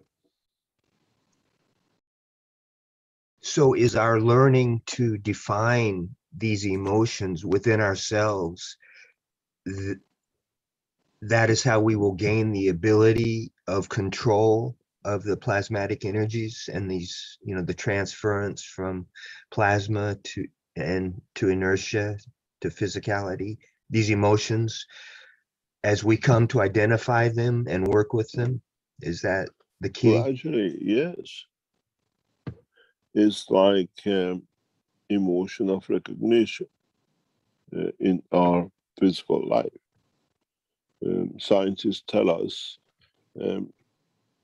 till age of 6, 7, 8, 9, depends on our development, children are not aware of a color or race. Even they see it. And even they feel it, but they're not aware of it because There's no awareness. Unless from age of 2 or 3, your father says, oh, this is black, you don't do that, you don't, this is white, you don't do that. If we leave our children in the natural world, they don't understand the emotion of the separation between color and races. It's an old movie, a beautiful one, where one of the famous two actresses, when they are children and they're sitting on a tree, and the white one says to the black one, can I lick you? Do you taste like chocolate? You remember that one? I remember you referring to it, yes. Yeah, so these are the emotions we are not aware of. Now we come into the world of the science of plasma. We become aware of new emotions. We have to define it. We put name to it. It's very hard to explain to someone the emotion of love unless you've fallen in love. The love to a child is to an animal, to a cat, to a toy. But when you fall in love with another person at the older age, it's a different meaning of love. So we define it when you are adult, you fall in love. Now with the new science of plasma, we come across new emotions, as I explained a few teachings away. And we have to define it. We have to be able to understand these commonly.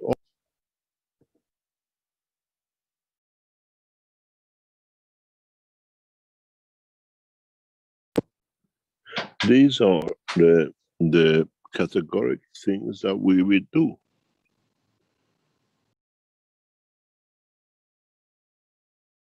And we go back into it. There are new emotions of colors will come into play without that we go into the understanding of new plasmas. When we break into further steps in the higher orders, where this will become a lot of work for a lot of people who travel in a dimension of the soul, energies. You gather different emotion. It's like acceleration, which you cannot explain. If you're in a physical body, we can explain it. Emotions at a very high speed physical man is very, very different. And what you remember it when you arrive in the other point, when you come back to Earth and you take over your recreation of your physical body, you still carry those emotions. Now we have to define those emotions, because more and more people will go through it. We don't have a word in our present vocabulary for it.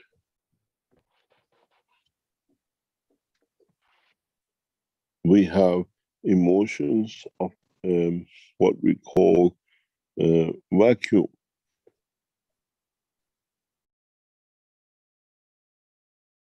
We have emotions of interaction of the fields of the space gap.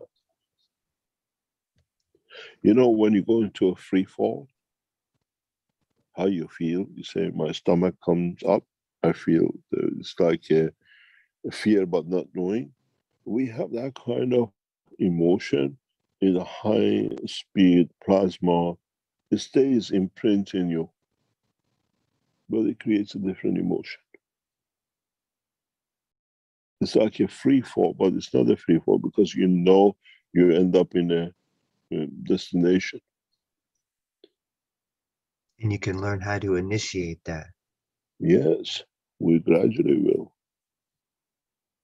We don't need a machine. Initially, we provide a machine, but then you become a free fly once you know how to do it.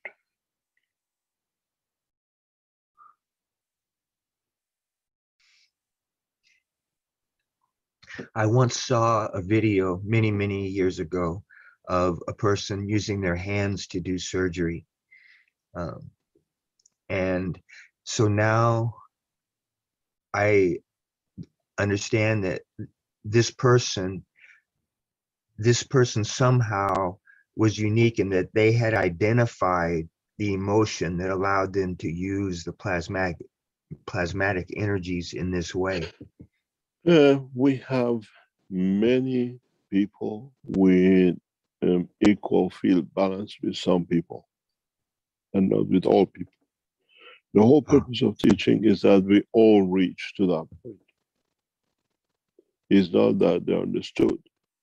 They can maybe go with their hand in your stomach, but not mine, because it's different composition. You understand? The whole purpose of teaching is that we all commonly can understand and adjust to that point.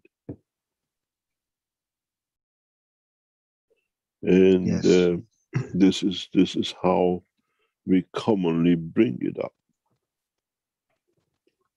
We point it out, we settle it, and we have many emotions, enormous amount of emotions to be identified, to be named, still to come.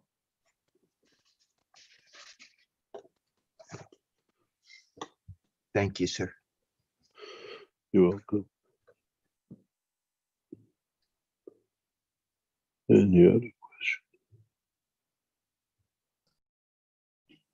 I was just showing some pictures that were sent to me actually from Cristiano, I think the name was, from some of your earliest work, earlier work, I should say, Mr. Keshe. These were from the patent application, actually. These are the parachutes, and we do a lot of other tests with it. How we position these, if you look at them, even if you look at the color of the hot glue, has an effect on it. There is enormous amount of technologies have been tested. I'm not a theoretical scientist. They are what we call practical scientists. So we do things, we observe different things, we observe different understanding. One of them is what you see, for example, that white wire with nano-coated wire coming out of it. I was just going to point that out. Thank you. Yes. Yeah. I was going to say that's special, not just a piece of wire sticking out there. If you strip this wire all the way, it's nano-coated, all the way through 100%. This is a way, certain ways to do the wire is fully nano-coated inside. We developed this technology for a specific applications. World of Electronic has not understood this yet. This is an amazing material.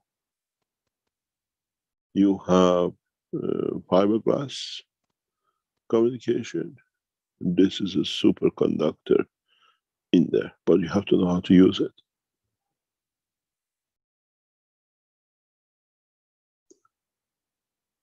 This is a technology which I put it there. People don't understand it because it's not there, but in some teachings I refer to it. We have a guy in the chat just trying to prove he is done whatever. You have to prove it and understand it yourself. We are not here to prove anything. We just share knowledge.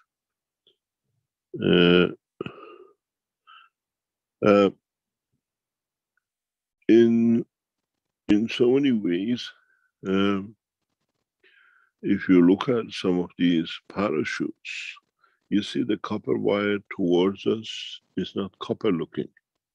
It's a darker looking copper. It's already been nano-coated by the material inside and outside. This is a plasmatic nano-coating. And this is a superconductor coating. Just if you, let me see if I can underline it. If you look at this wire here, it's not copper. It originally is pure copper. but the plasmatic flow between inside and comes out and interacts with the fields which are around the thing, nano-coated. These are one of the first plasmatic nano-coatings we did. The same with here. This is not just black here. We used to strip this to use it for a specific use. Initially, when we did this, if you have seen, I used to have a Christmas tree. I used to be a magician, a small Christmas tree connected to a battery. And used to flash, you put on a Christmas light. We used to use these wires to connect the positive and negative together and show that we can connect the battery with the strip wires to a Christmas light and it still shines. In the world of present knowledge, could not be done. This is a graphene at the highest order because I knew how to convert it to graphene for other things. And if you do this connection between the Christmas tree and the battery in a specific way, you will find out that your battery starts cooking, literally cooking. Your battery is heated up because the nano-coated wire now absorbs energy from the environment. It's not that the resistance goes higher in the battery. We used to have it, let's say, 2.8 volts. When we started it, we go to 3.6 volts while the light shines.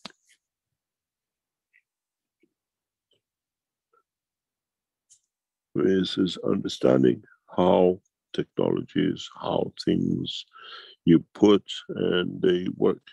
If you go back to the other picture you just had with the voltmeter on, if you can bring that up.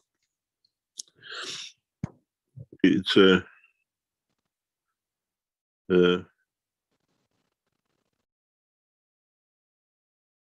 you, it's just a voltmeter, but to me, has a lot of meaning. Look at this sign here. This negative sign.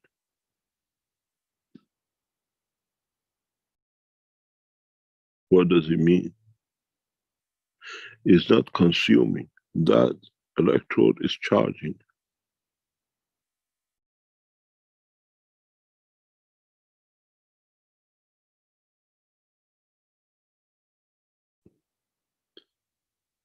And the bottle keeps a different, what do you call, composition of, keeps a different energy field plasma in it.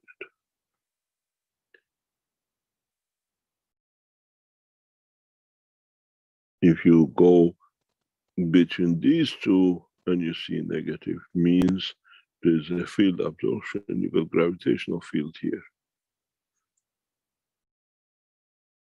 And after a point, this becomes gravitational, this becomes charged.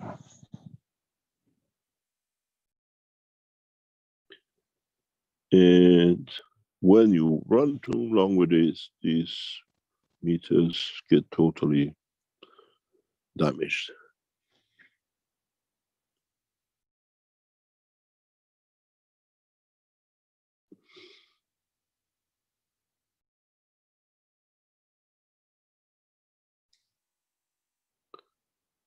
And because the plasma, the whole inside of the system gets plasmazed.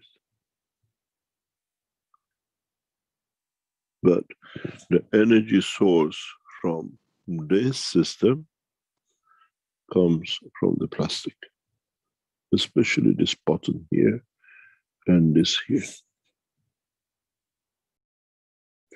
What we see in this is amazing. When we explain it to some ignorant scientists, they could not understand it. Maybe now you understand it.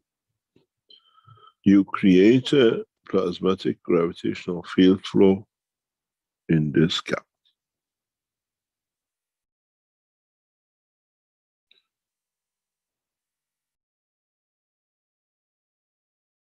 And you already put caustic, which have nano-coated. The environment of the bottle now is totally plasmatic. It's not anymore air, even the door is open, cap. But you have created a gravitational magnetic field, which we use the caustic, which has weakened nano-coated the wall of the plastic.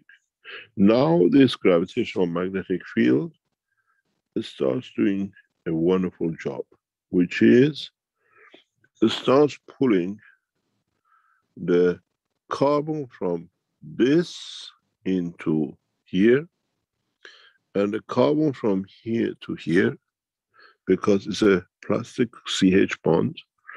And with it, because of the environmental field here, if you put a little bottle here, you'll be collecting pure hydrogen from the composition. And then what happens, you see this disappears, you don't have any more cap, and you see a big hole here. And strange enough, only happens with a certain brand of drinks, plastic use. The pepper use gives this effect. And I used to produce beautiful hydrogen plasma from this.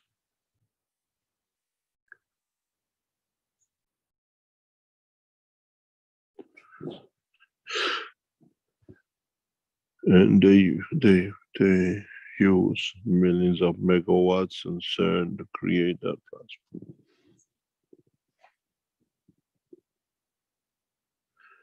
The cleverness of these kind of magics is understanding how the system works, understanding that you work in a total plasmatic condition.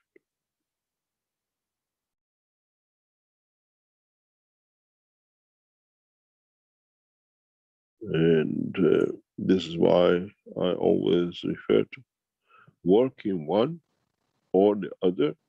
And if you work between the two, understand which one is which.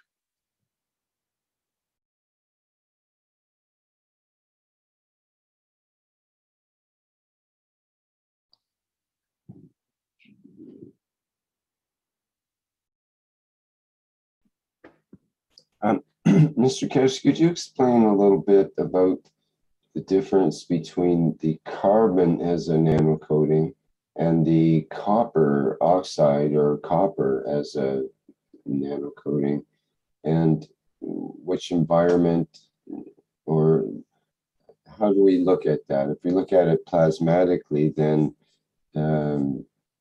but then the actual carbon molecule, the carbon element, is removed from the bottle. It goes onto the mushrooms apparently, and the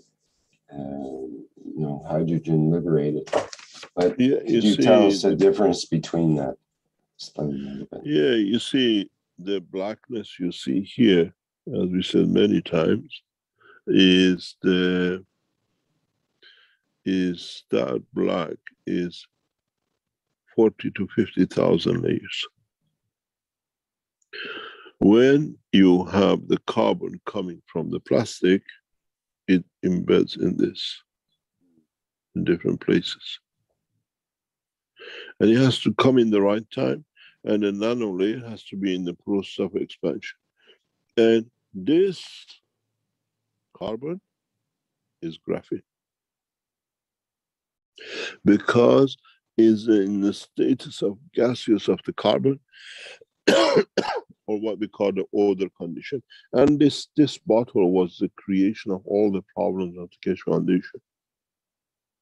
Because in the company in Belgium, which is stealing all the nanotechnologies around the world and is part of the criminal organization of the Belgian government, and he headed by the most criminal lawyer who became the head of European Space Agency, is made this a criminal, because they said you use a gamma rays to embed gas inside nano layers, because the knowledge wasn't there. They understood what it can do, but they try to steal. This, from when this layer is created from the carbon, hydrogen is too thin to be embedded and tested. So partially we have GANs of what we call plasma of hydrogen in these layers as well. We've seen it in our spectroscopy. But essentially, the carbon from the head gets embedded in between fields of the copper, and then it becomes the graphene of it.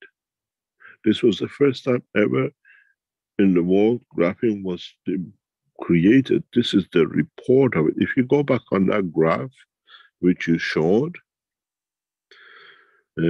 it's from this parachute. And in it, this is the conformation of the graphene.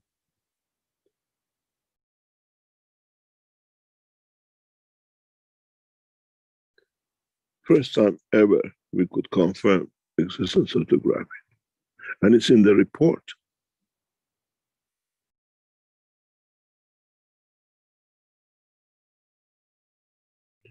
And this became how we became a terrorist. And then they found out he has a lot of values. We had the king on top of us wanting the technology because the husband of the son of the king, his husband, wanted this to be his because he read the patent.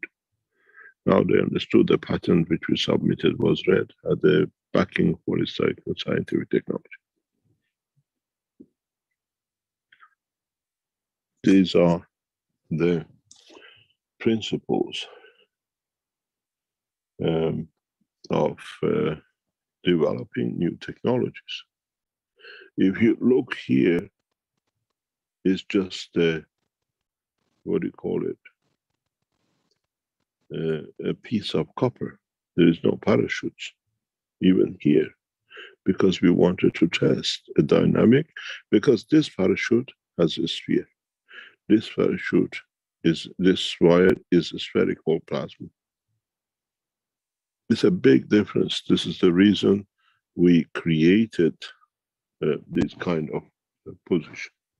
And if you look, they've all been placed when they were copper. None of these parachutes ever been pre-nano coated. They were placed in a bottle, sealed. Then we add what they used to call at that time magic liquid, which is the caustic, and let it cool down and empty it and leave it. These here, they all used to be all copper. And now you see they're all nano coated. This is a plasmatic nano coating, which nothing can stop it. And this is a spherical plasma. These are cylindrical plasma. And because of this, we could write the book number 2. How plasma changes from a spherical to cylindrical and travels. You can physically show it. Because there's an energy transfer, because these are all copper, there is a transfer of energy. And then when you look how each electrode at what speed they nano-coat each other.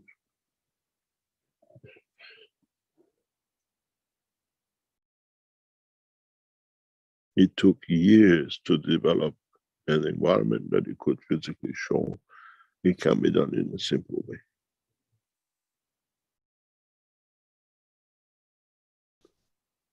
And you can you can experiment this with the space technology. You can use, if you understand this, to create different fields of the space positioning to see how fast you travel. But this will teach in the future. Matter, matter to light to matter to light to matter.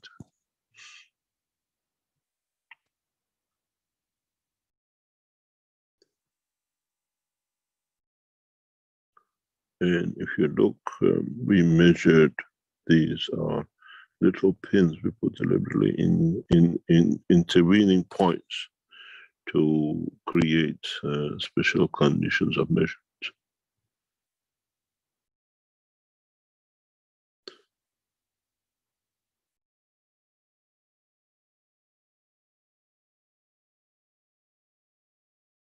What is the other question? I was going to ask if you've ever considered rotating this reactor or similar. Oh, I've done a lot of things with it, yes. Because then that hydrogen, maybe that would be sort of trapped in the center that way where the lightest gases would be, and you'd be able to play with it more.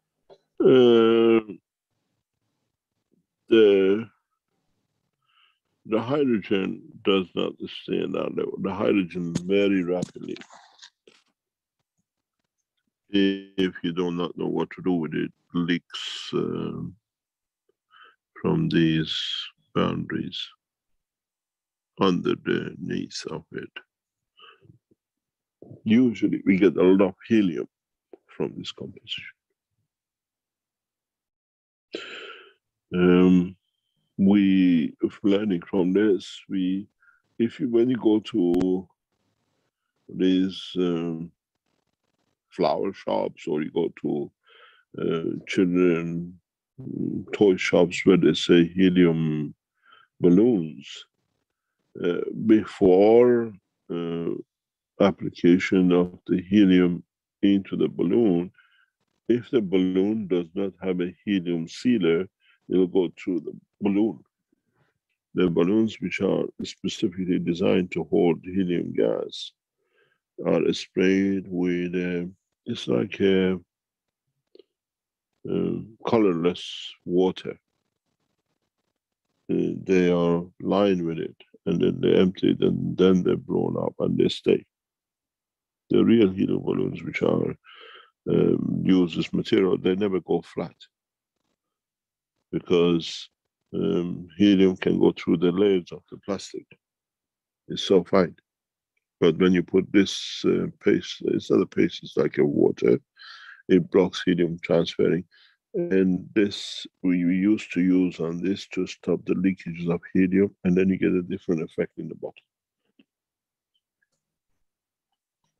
Now, where would the helium come from? I'm wondering.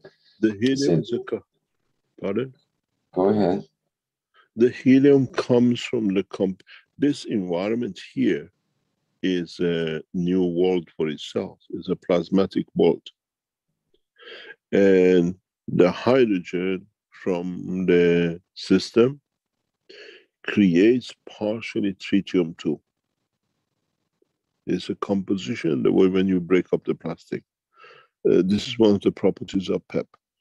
And then it allows the, what you call, combination of tritium and deuterium to create helium.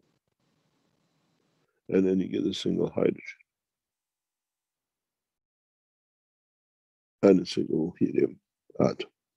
It's a very fine way, the way it works, because you have a very interesting point. You are in a plasma condition, because now these are all nano-coated. You have a very little patch here, and you have a very big mass here.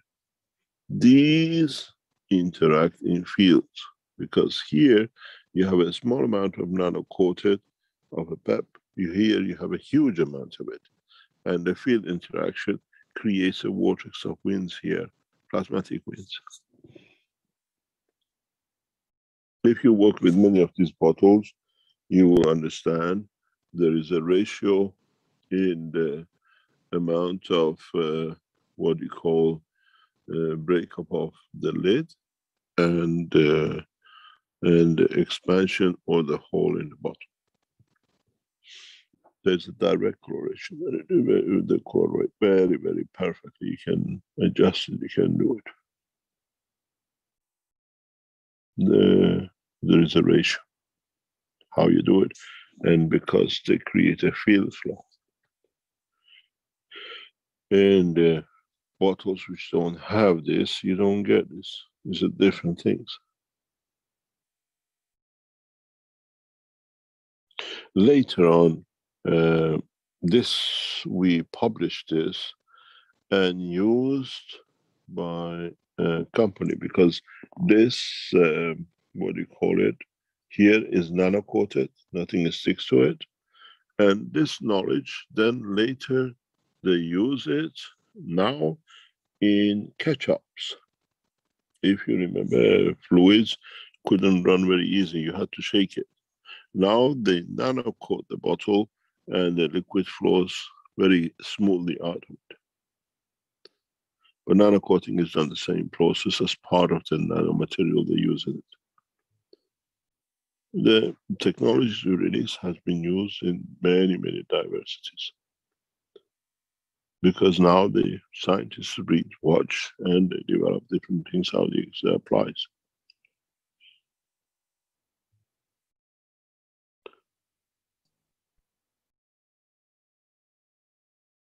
Let me show a couple of more pictures, Mr. Keshe, while we're on this topic of the oldies but goldies, you might say. Yep. It's not this on the knowledge part of how the technology has been set up on.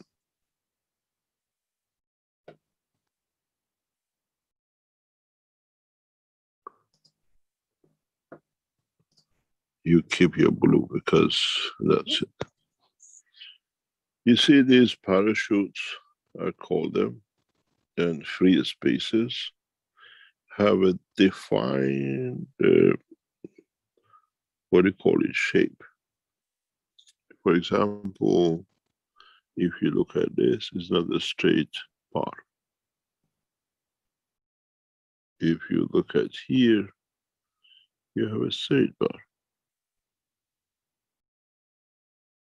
This is what I said, what I explained before. If you look, some of these have silicon on top of them.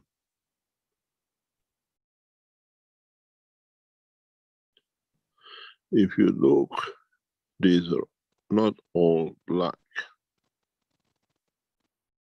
Even though they look some no nano coating on, they have minimum layers of.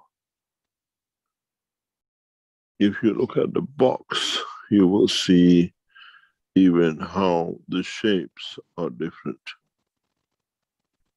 And if you look at this, look at the colors of them. They all should have been nano coated. It takes weeks and weeks to set a test like this. And with this, we create a field flow. And when you create a field flow, you have a central gravitational field here. If you look at these two next to each other here, that absorbs energy even through the box, through the wall of the box. This is how you feed your soul.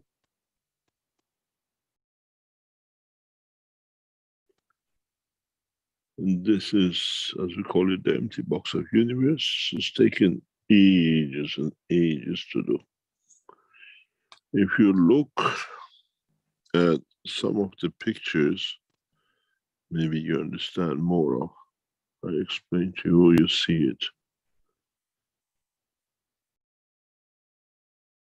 If you look, some are on a straight line and some are on an angle line, deliberately put that way.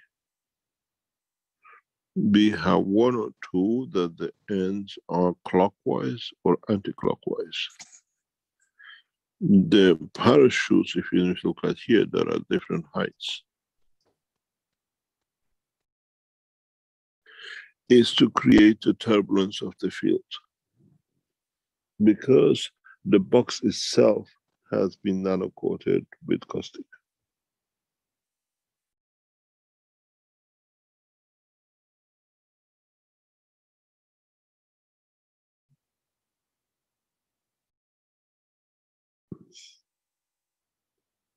This is a British lunchbox.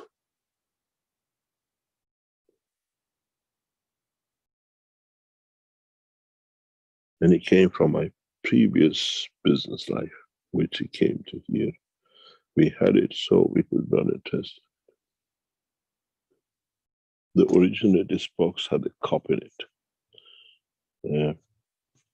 What called a teacup, tea mug. And it was a promotion by a butter producing manufacturer. And they couldn't get it marketed, the promotion failed. So there were millions of them we bought. And the cups were sold as a teacup in the market. The boxes were used for another company which I used to own, which is what do you call it, the wetties.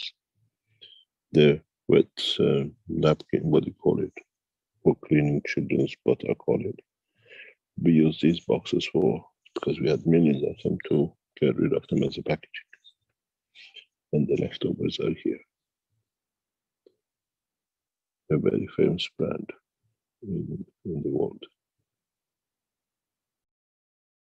And now it's become a box of the universe.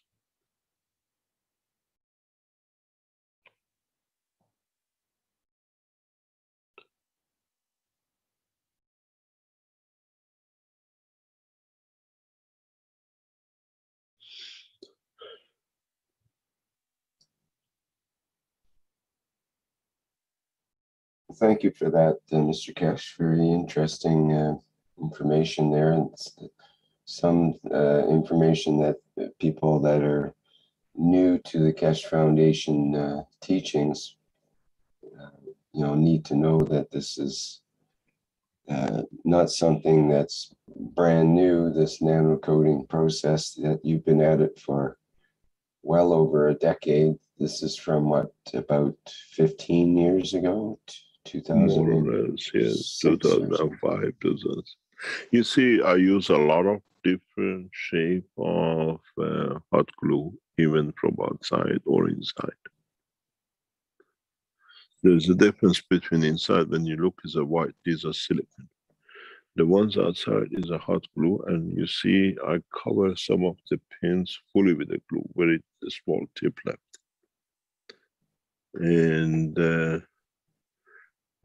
hot glue has been used extensively in development of technology. From earlier, when they came out, we could see, because of its composition and an application. And I've seen recently, one guy says, Mr. Keshe copied me, and what's his name? The guy, we gave him a platform to talk twice, and then now he'll become the god in competence. But this is how you use every material for its own application and application. And as I said, especially this is very, very interesting. And you see it here. They all should have been nano-coated, but they're not. Because it depends on what temperature, how you use a hot glue, it gives you sealing capability and capacities. And it never leaks, or you allow it to happen.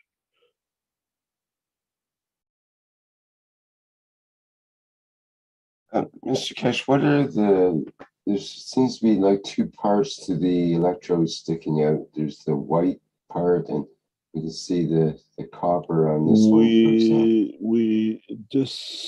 These are little electrodes we use primarily. It's not electrode, is, the end of the wire, you understand, we used to put end of the wire, we put the wire in it, and we crush it, and then we use the ring as a, what do you call it, connection point. We put the screws through it.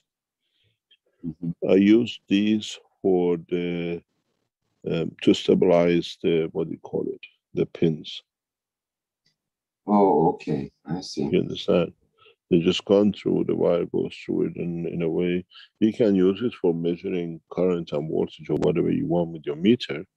But primarily they're used to stabilize the pins not to move and stay in the position you want inside it. Okay, good, thank you. What do you call it? They have a name for it. It's just a little pieces that you usually solder the wire to it at the end of it sometime, or you pinch it and then you connect that one through a screw in a plug.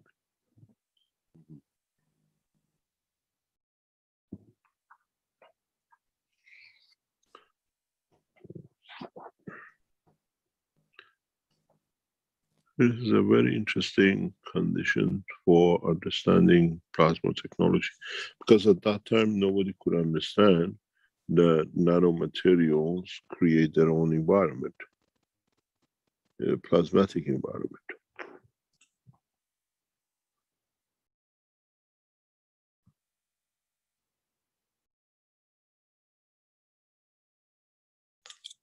You can create huge possibilities if you understand the work of the systems. Yeah, that's another one. Kodak. You remember when there was a company called Kodak? This is how they used to sell the films. It wasn't like now you could take a shot on the camera. We had to take the film out, get it developed, and you had to send it to them with this bucket that the light doesn't go into the film and spoil it. And this is a battery. This is one of the first plasmatic batteries we produced. This is still going. I saw this one very recently in one of the archive boxes. Each one has a different capability. This bottle produces, I think, if I remember, 4.8 watts constantly for years, 0.02 amps. This, when you see that 544 is one of the pins with the other, but in totality, if you connect it, it gives you about 4.8 volts because you have a gravitational system on some pins and magnetical on some. You see these pins that are still here again. You see them here? These are to stabilize the position of the pin in the inside the container. Somebody called them the connectors. Yeah, wire connectors, basically. Wire connectors, yeah. This is in the center, there is a pin, and this is a plasma battery, a true plasma battery, and it's still running. If you check it, it still runs. It'll produce for centuries.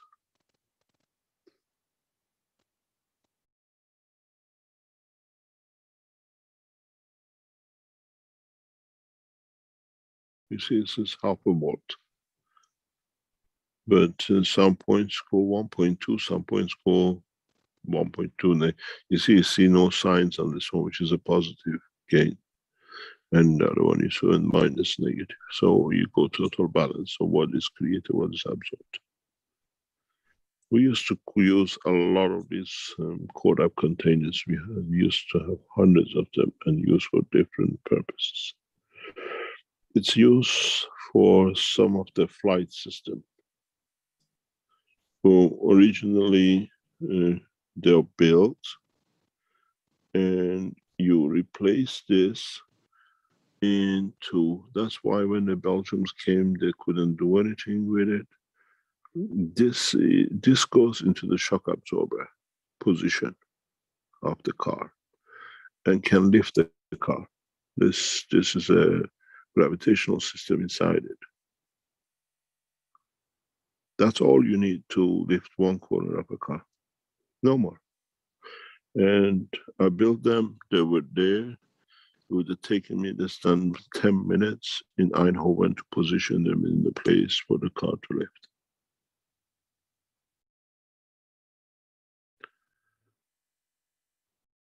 But it needs a specific material which was confiscated. You don't need more than this in the what do you call it, in the position of the shock absorber. If you have a car, you place 4 of these in the center of the place where the shock absorber and 1 in the middle. Small capsules, they lift accordingly.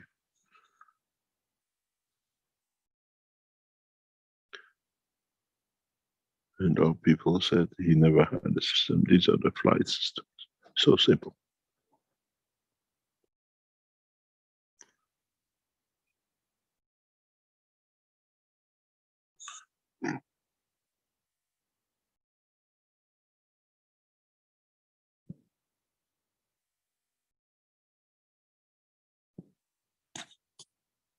So because the feeder of the plasma, as you see, is these electrodes. It feeds itself, it maintains it. And by interacting in a specific way with some of them, you increase and decrease the gravity. Very, very simple.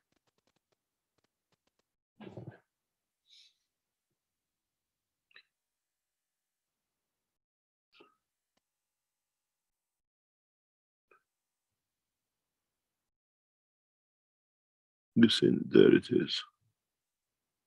You can embed it in anything. I cannot reduce my screen somehow. Yep. Got it back. These are the original plasma that would have been embedded in these batteries. Then you can see you can make it as miniature as possible.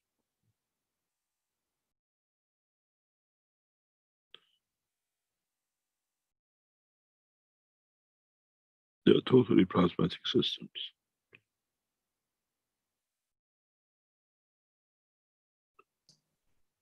Mr. Keshe, was there liquid or vapor condition inside of? It's just total plasma. You initiate the ignition and you close it. You initiate the ignition of the plasma. There's a specific way. If you look at it, it has a seal underneath of it. And then you seal it. You can see the seal. If you look, it's total plasma condition. We don't allow anything in. There's a seal here. Again, this is what do you call it? A combination of a number of different materials. It's not a normal silicon or hot glue.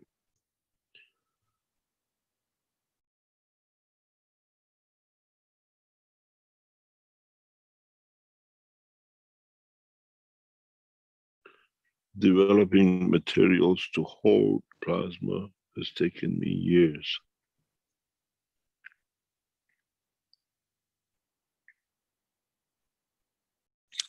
Sealing a metal into a plastic without leakage of any plasma or gases. It took months to develop just the sealant here to hold these.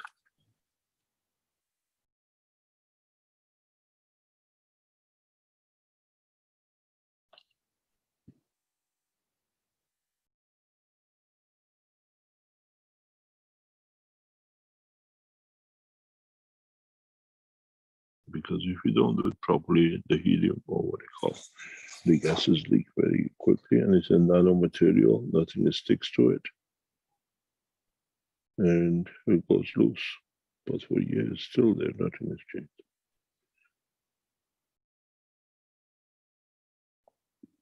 You brought back a lot of memories. Well, thanks to Cristiano, who's been he's been feeding me images here. So you have a collaborator in the background.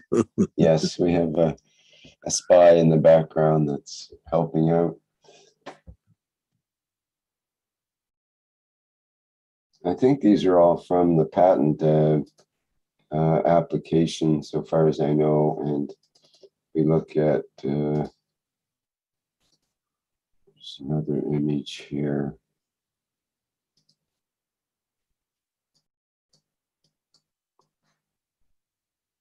Of the actual patent application. And we can see the similarity with the Keshe 9-volt battery configuration right there at the beginning of this. Well, it's probably over 100 pages on this patent, as the other one is as well. For those that haven't seen this image before, it can be quite profound, actually. These are the first plasmatic reactors, double reactors. The center creates gravity and the outer creates magnetical, or in reverse.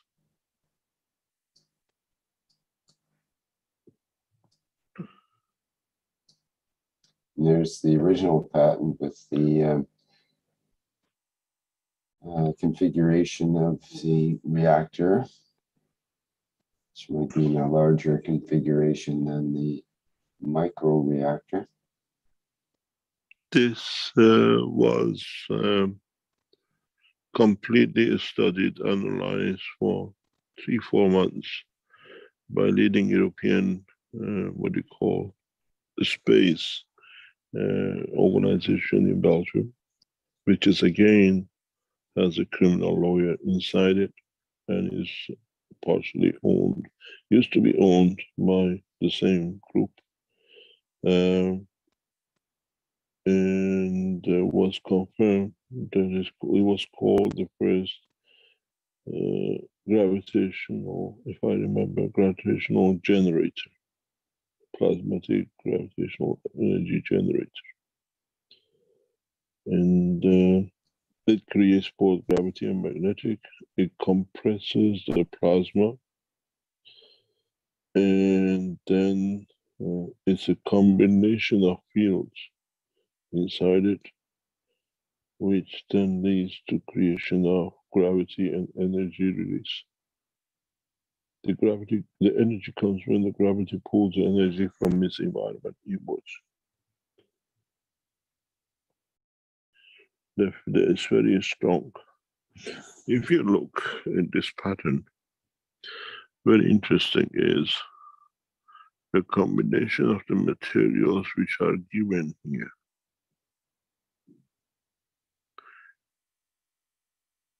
If you open it up, can you open the picture of the center?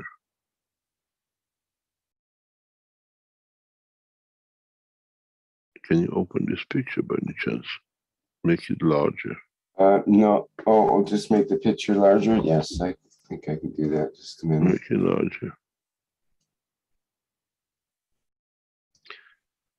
If you take it to the center of the page, if you look, there is a huge amount of information in here. You have a circular field. You have a dynamic field. You have fields which are going out as a creation of what we call like atmosphere, magnetical. You have huge amount of magnetic gravitation. This is a dynamic force field. You have creation of the turbulence in a plasma. You have here, if you look, position of the magnets. There was a reason for this at that time. You have argon, you have helium, you have hydrogen. And if you look in the bottom of it, you have Ne.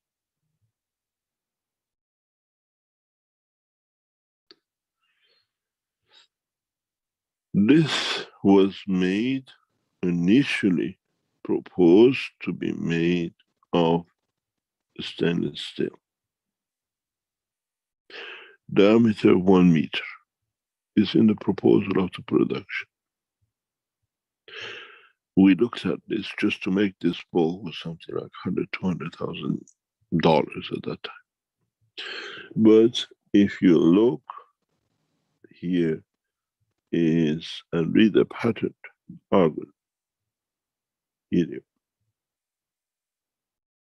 hydrogen. The hydrogen in the presence of the argon and the helium in the vacuum, in the presence of magnetic fields, does wonderful things if you know what to do with it. Now with gases, you do much better, but this is not the human plasma conditions, the atmospheric plasma condition. It has different characteristics. These channels is to feed in different kind of gases into it.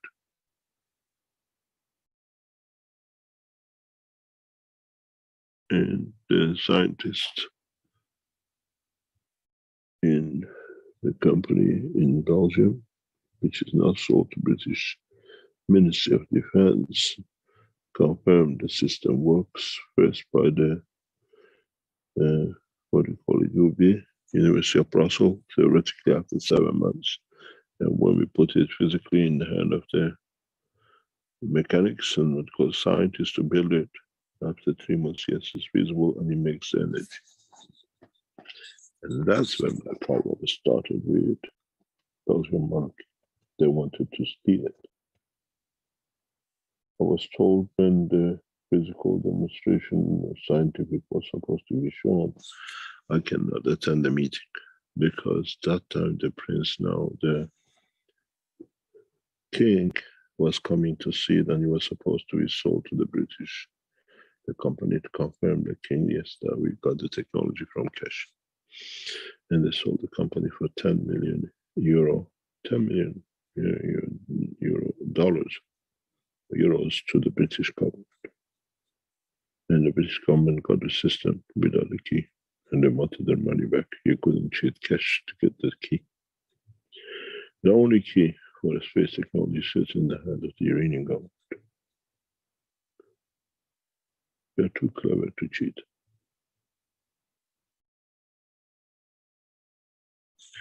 And now they're permanent agencies out of the Keshe Foundation.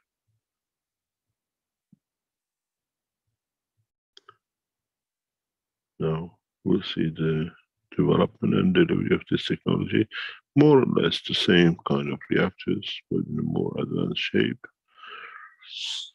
with the backbone of the system, which will be delivered to go to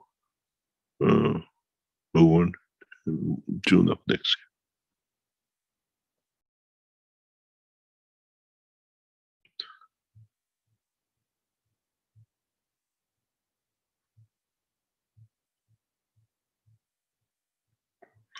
This is a 3-core reactor, not a 2-core reactor.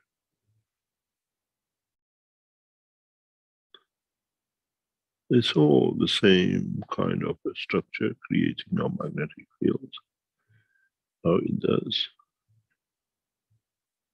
And these are the tanks and what it needs to be fed, what are made. When you work in a vacuum condition, which you, most of you don't have the facility to do, go back to the picture before, please. Yeah, here, stop it. No, even there you can. If you go to the back, the other one will be easier. Yep, stay there. You see here, these dots. Each of these dots, if you see, has a number. And according to the atomic mass, in a vacuum condition, the heavier goes outside, where in a normal condition, the heavier falls in the middle. This is why the body of the man works so efficiently. Because it's in a vacuum, our skin, which is more solid, goes to outside. And the rest of things, according to the structure of the radiation and magnetic field, go into the different position in the body of the man. And then you have changes, which is, for example, in the rib sits outside, but in the bone, in the leg, the bone sits in the center. It's a creation of different fields and different condition of the radiation. These pictures, if you understand, has a lot of meaning. It's very in-depth understanding.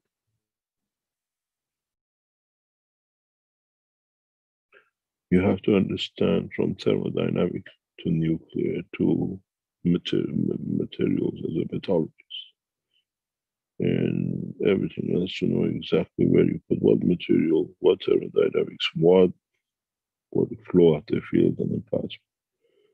And this is a knowledge carried by one man. everything works perfectly.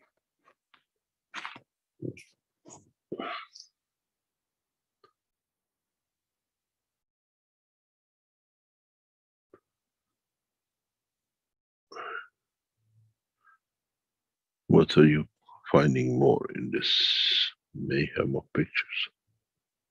Well, there was a question I just had now looking at this. Every time I see these images, I seem to see something different. Let me see if I can make it bigger here.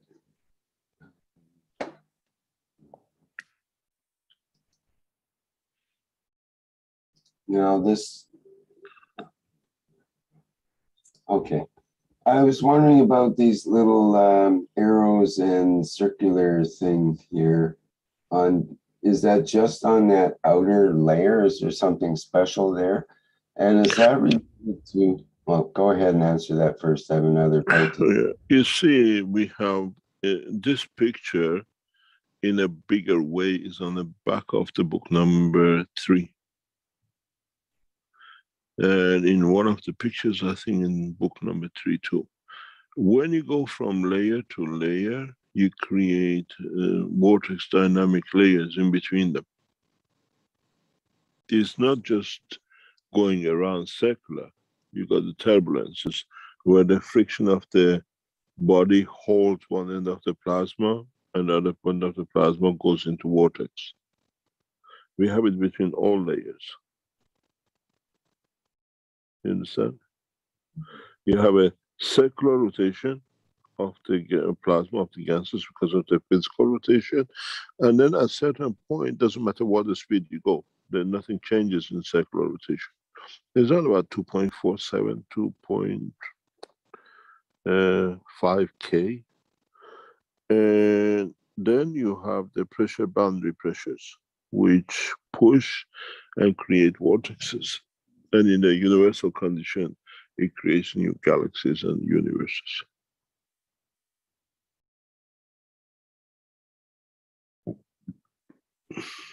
Okay, so that if you look in the center, read the word which says, it's very, very small. It says plasma. Plasma. Mm-hmm. We created the plasma in a specific way. That's what it's called, plasmatic gravitational magnetic generator.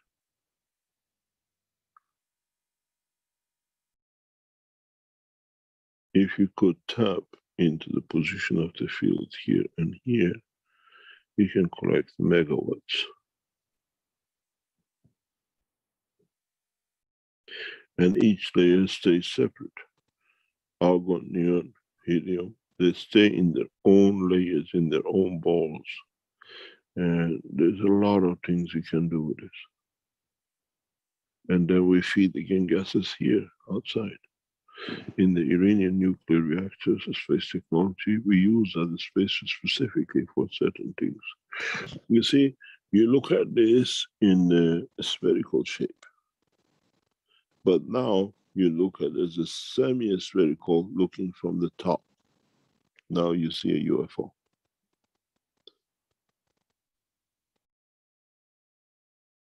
You understand? You're looking at a cross-section of the side view. But if you look at it, the cross-section of the top view, this is exactly what you get in a UFO, and this is what we use. In the round test, we specifically created radioactive metal condition in these reactors.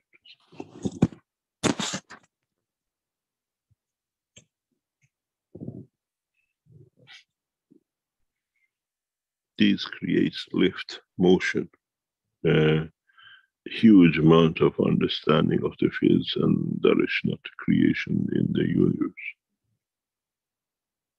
And we could control the feeds. So we could expand the neon to pressurize the argon, or we could reduce helium to bring pressure on the plasma, because these are space gaps for each layer.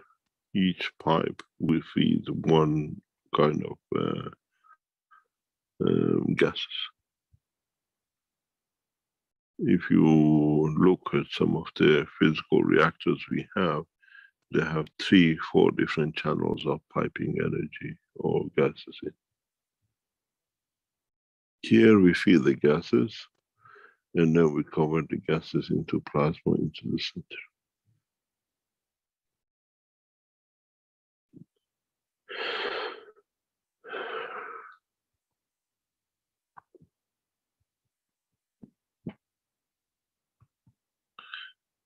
Shall we call it a day?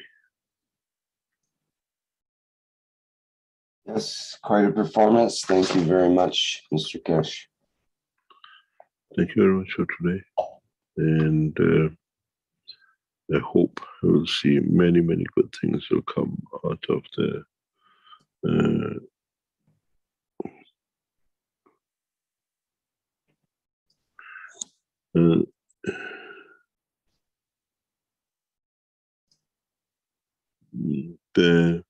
the process will become very, very easy once we understand more and more of it.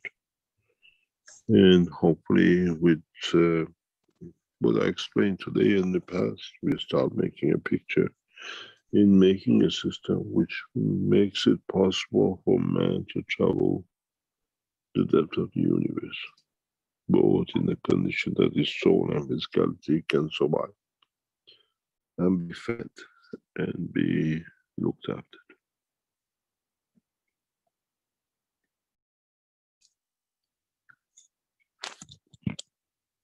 Thank you very much for today, and see you hopefully next week.